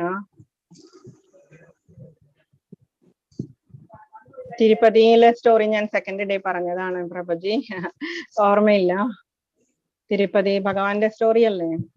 വെങ്കട കല്യാണം മുഴുവനും നമ്മൾക്ക് പറയാൻ പറ്റില്ല, പക്ഷെ ഞാനത് പറഞ്ഞതാണ് സെക്കൻഡ് ഡേയില്. ഭൃഗു മഹർഷിയുടെ സ്റ്റോറി നമ്മൾ പറഞ്ഞതല്ലേ, ഒരു 1000 വർഷം കൊണ്ട് നടക്കുന്ന ഒരു സത്രം. എന്നിട്ട് അവര് പറഞ്ഞു കലിയുഗത്തില് ഭഗവാൻ പോയി കഴിഞ്ഞു, ദ്വാപരയുഗത്തില്. അപ്പൊ ഭഗവാൻ പോയി കഴിഞ്ഞ സമയത്ത് എന്താണ്, ആരെയാണ് നമ്മള് കലിയുഗത്തിലെ കലിയുഗത്തിലെ ആർക്കാണ് നമ്മൾ ഈ സത്രമൊക്കെ സമർപ്പിക്കേണ്ടത്, യജ്ഞങ്ങളൊക്കെ സമർപ്പിക്കേണ്ടത് എന്നറിയുന്നതിന് വേണ്ടിയിട്ട് ഭൃഗു മഹർഷിയോട് പറഞ്ഞു. ബ്രഹ്മാവിന്റെ പുത്രനായിട്ടുള്ള ഭൃഗു മഹർഷി കൈലാസത്തിൽ പോയപ്പോ ശിവൻ അവിടെ പാർവതി ദേവിയുടെ കൂടെ ഡാൻസ് ചെയ്തുകൊണ്ടിരിക്കുകയായിരുന്നു. എന്നിട്ട് ഭൃഗു മഹർഷി ആലിംഗനം ചെയ്യാൻ വന്നപ്പോ സ്ത്രീയെ തൊട്ട കൈകൊണ്ട് എന്നെ തൊടണ്ട എന്ന് പറഞ്ഞിട്ട്, നിനക്ക് ഈ കലിയുഗത്തില് ലിംഗപൂജ, ശിവലിംഗ പൂജ മാത്രമേ ഉണ്ടാവുള്ളൂ, വിഗ്രഹ പൂജ അല്ല എന്ന് പറഞ്ഞിട്ട് അവിടെ നിന്ന് ബ്രഹ്മലോകത്തേക്ക് പോയി. ബ്രഹ്മാവ് സരസ്വതി ദേവിയുടെ കൂടെ ഇരുന്ന് എൻജോയ് ചെയ്യുകയായിരുന്നു പാട്ടൊക്കെ പാടിയിട്ട്. അപ്പം അവിടെ ചെന്നപ്പോഴേക്കും ബ്രഹ്മാവും ഈ ഭൃഗു മഹർഷിയെ ആദരിച്ചില്ല. അതുകൊണ്ട് തന്നെ നിനക്ക് ഈ ജന്മം എന്താണ്, ഈ കലിയുഗത്തില് നിനക്ക് ആരാധനയില്ല എന്ന് പറഞ്ഞു. ആ സമയത്ത് അവിടുന്ന് വൈകുണ്ഠലോകത്തിലേക്ക് പോയി. വൈകുണ്ഠലോകത്തിലും സ്ഥിതി അത് തന്നെയായിരുന്നു. ഭഗവാൻ ശയിച്ചുകൊണ്ടിരിക്കുന്നു. ഭഗവാന്റെ വക്ഷസ്സില് നെഞ്ചത്ത് തന്നെ ഒരു ചവിട്ടി ഭൃഗു മഹർഷി. എന്നിട്ട് മഹാവിഷ്ണു എഴുന്നേറ്റു. എന്നിട്ട് കാലില് ചൂടുവെള്ളം കൊണ്ട്, ചെറു ചൂടുവെള്ളം കൊണ്ട് മസാജ് ചെയ്തു. വേദനിച്ചിട്ടുണ്ടാകും ഭൃഗു മഹർഷി എന്ന് പറഞ്ഞിട്ട് കാലിന്റെ അടിയിലുണ്ടായിരുന്ന ആ തൃക്കണ്ണെടുത്ത് മാറ്റി. എന്നിട്ട് അപ്പം മനസ്സിലായി ഭൃഗു മഹർഷിക്ക് മഹാവിഷ്ണുവിനെയാണ് നമ്മൾ ആദരിക്കേണ്ടത് ഈ കലിയുഗത്തില് എന്ന് പറഞ്ഞിട്ട് തിരിച്ചു വന്നു. എന്നിട്ട് തിരിച്ചു വന്നിട്ട് ഈ മഹർഷിമാരെല്ലാം കൂടിയിട്ട് മഹാവിഷ്ണുവിന് യാഗം സമർപ്പിച്ചു. എന്നിട്ടാണ് കലിയുഗത്തില് മഹാവിഷ്ണുവിന്, കൃഷ്ണന് എന്ന് പറയുന്ന ആരാധന തുടങ്ങിയത്. അതിനുശേഷം മഹാവിഷ്ണു അവിടെ ഇരുന്നപ്പോഴേക്കും മഹാലക്ഷ്മി വഴക്കുണ്ടാക്കി. എന്തിനാ എന്റെ സ്ഥാനമാണ് വക്ഷസ് എന്ന് പറയുന്നത്, അവിടെ ആ വക്ഷസ്സിൽ ചവിട്ടിയിട്ടും ഭൃഗു മഹർഷിയെ ദേഷ്യപ്പെട്ടില്ലല്ലോ എന്ന് പറഞ്ഞു മഹാലക്ഷ്മി ദേഷ്യപ്പെട്ടുകൊണ്ട് ഭൂമിയിലേക്ക് വന്നു. എന്നിട്ട് കോലാപ്പൂരിലിരുന്ന് തപസ് ചെയ്യുകയാണ്. ഇപ്പോഴും അവിടെ കോലാപ്പൂരിലെ മഹാലക്ഷ്മി ഒറിജിനൽ മഹാലക്ഷ്മിയാണ് വൈകുണ്ഠത്തിൽ നിന്ന് വന്നിരിക്കുന്നത്. എന്നിട്ട് 2 ദിവസം കഴിഞ്ഞപ്പോഴേക്കും മഹാവിഷ്ണു അതിന് തോന്നി വൈഫില്ലാത്ത വീട് മഹാ ബോറിംഗ് ആണ് എന്ന് പറഞ്ഞിട്ട് അവിടെ നിന്ന് ഇറങ്ങി. എന്നിട്ട് നേരെ വന്നു തിരുപ്പതിയില്, വെങ്കടാദ്രിയില് വന്നു. ശേഷാദ്രി എന്ന് പറയുന്ന 7 മലകളുടെ ഇടയിലായിട്ടുള്ള അവിടെ വന്നു. എന്നിട്ട് അവിടെ ഇരുന്ന് തപസ് ചെയ്യാൻ തുടങ്ങി. ബാക്കിയുള്ള സ്റ്റോറിയൊക്കെ വെങ്കട കല്യാണം എന്ന് പറയും. നമ്മൾ ഭഗവത്ഗീത ക്ലാസ് ആണ് ജസ്റ്റ്. അപ്പൊ ഭഗവാൻ നമ്മൾക്ക് അവിടെ ശിലയായിട്ട് നിൽക്കുന്നത് ഒറിജിനൽ ഭഗവാൻ തന്നെയാണ്. മഹാവിഷ്ണു വൈകുണ്ഠത്തിൽ നിന്ന് എങ്ങനെയാണോ വന്നിരിക്കുന്നത് അതേ രൂപത്തിലാണ് അവിടെ വന്നു നിൽക്കുന്നത്. അതാണ് തിരുപ്പതി ഭഗവാന്റെ ഇമ്പോർട്ടൻസ് എന്ന് പറയുന്നത്. ഭഗവാൻ കലിയുഗത്തിലെ മനുഷ്യരോട് എല്ലാവരോടും വളരെ ദയയാണ്. അതുകൊണ്ട് കൂട്ടുവന്ന് നിൽക്കുകയാണ് നമ്മൾക്ക് വേണ്ടിയിട്ട്. ഓക്കെ, ഹരേ കൃഷ്ണ. മനസ്സിലായോ? ആരാ ചോദിച്ചത്? ഹരേ കൃഷ്ണ. ഹരേ കൃഷ്ണ. ഹരേ കൃഷ്ണ. ഹരേ കൃഷ്ണ. ഹരേ കൃഷ്ണ. ഹരേ മാതാജി. ഹരേ കൃഷ്ണ. ഓക്കെ, മനസ്സിലായി. ഹരേ കൃഷ്ണ മാതാജി. ഹരേ കൃഷ്ണ. ഹരേ കൃഷ്ണ മാതാജി. ഹരേ കൃഷ്ണ. ഹരേ കൃഷ്ണ. 10ാമത്തെ. ഹരേ കൃഷ്ണ.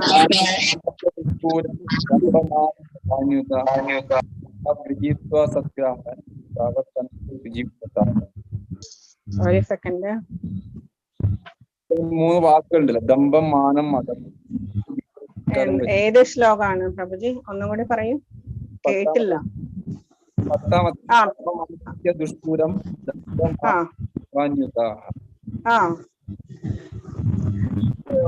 അത് ദുഷ്പൂരം കാമം ആശ്രിത്യ എന്ന് പറഞ്ഞാൽ നമ്മളെ കൺട്രോൾ ചെയ്യാൻ പറ്റാത്ത അത്രയും കാമം എന്ന് പറയുന്നത്, ആസക്തി എന്ന് പറയുന്നത്, എന്തിലുമുള്ളത് ആസക്തി. സ്ത്രീകളോട് തോന്നുന്നത് മാത്രമല്ല ആസക്തി എന്ന് പറയുന്നത്, എന്തിലോടുമുള്ള കാമം, ഓവറായിട്ടുള്ള ഒരു ആസക്തിയാണ് കാമം എന്ന് പറയുന്നത്. ദംഭം എന്ന് പറയുന്നത് അഹങ്കാരമാണ്. മാനം എന്ന് പറയുന്നത് ദുരഭിമാനമാണ്.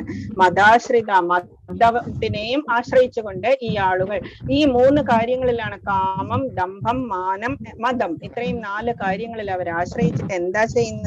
മോഹാഗ്രഹീത്വാ സദ്ഗ്രഹാൻ, ദുരാഗ്രഹങ്ങളെയൊക്കെ സ്വീകരിച്ചുകൊണ്ട് അവര് പെരുമാറുന്നു. പ്രവർത്തന്തേ. ഓക്കെ ഓക്കെ പ്രഭുജി പറയൂ, മനസ്സിലായോ? മനസ്സിലായി. ഹരേ കൃഷ്ണ. ഹരേ കൃഷ്ണ. ഓക്കെ, സ്റ്റോപ്പ് ചെയ്യാം നമുക്ക്. ഓക്കെ മാതാജി. ഹരേ കൃഷ്ണ. ഹരേ കൃഷ്ണ. ഹരേ കൃഷ്ണ. ഹരേ കൃഷ്ണ മാതാജി. ഹരേ കൃഷ്ണ. ഹരേ കൃഷ്ണ. ഈ ക്വിസ് ചെയ്യുക. ഇനി 2 ദിവസമേ ഉള്ളൂ. Okay, okay. Hare Krishna Krishna Krishna Hare Hare Hare Rama Rama Rama Hare Hare. Hare Krishna Krishna Krishna Hare Hare Hare Rama Rama Rama Hare Hare. Hare Krishna Krishna Krishna Hare Hare Hare Rama Rama Rama Hare Hare. Hare Krishna mini മാതാജി. ഹരേ കൃഷ്ണ മാതാജി. ഹരേ കൃഷ്ണ. സ്റ്റോപ്പ് ചെയ്യാനേ. ഹരേ കൃഷ്ണ. എന്തെങ്കിലും ഡൗട്ട്സ് ഉണ്ടെങ്കിൽ ഗ്രൂപ്പിൽ ചോദിച്ചോളൂ, അല്ലെങ്കിൽ എന്റെ പേഴ്സണൽ നമ്പറിലേക്ക് ചോദിച്ചോളൂ. ഓക്കെ. ഹരേ കൃഷ്ണ. സ്റ്റോപ്പ് ചെയ്യാനേ. ഹരേ കൃഷ്ണ. ഹരേ കൃഷ്ണ.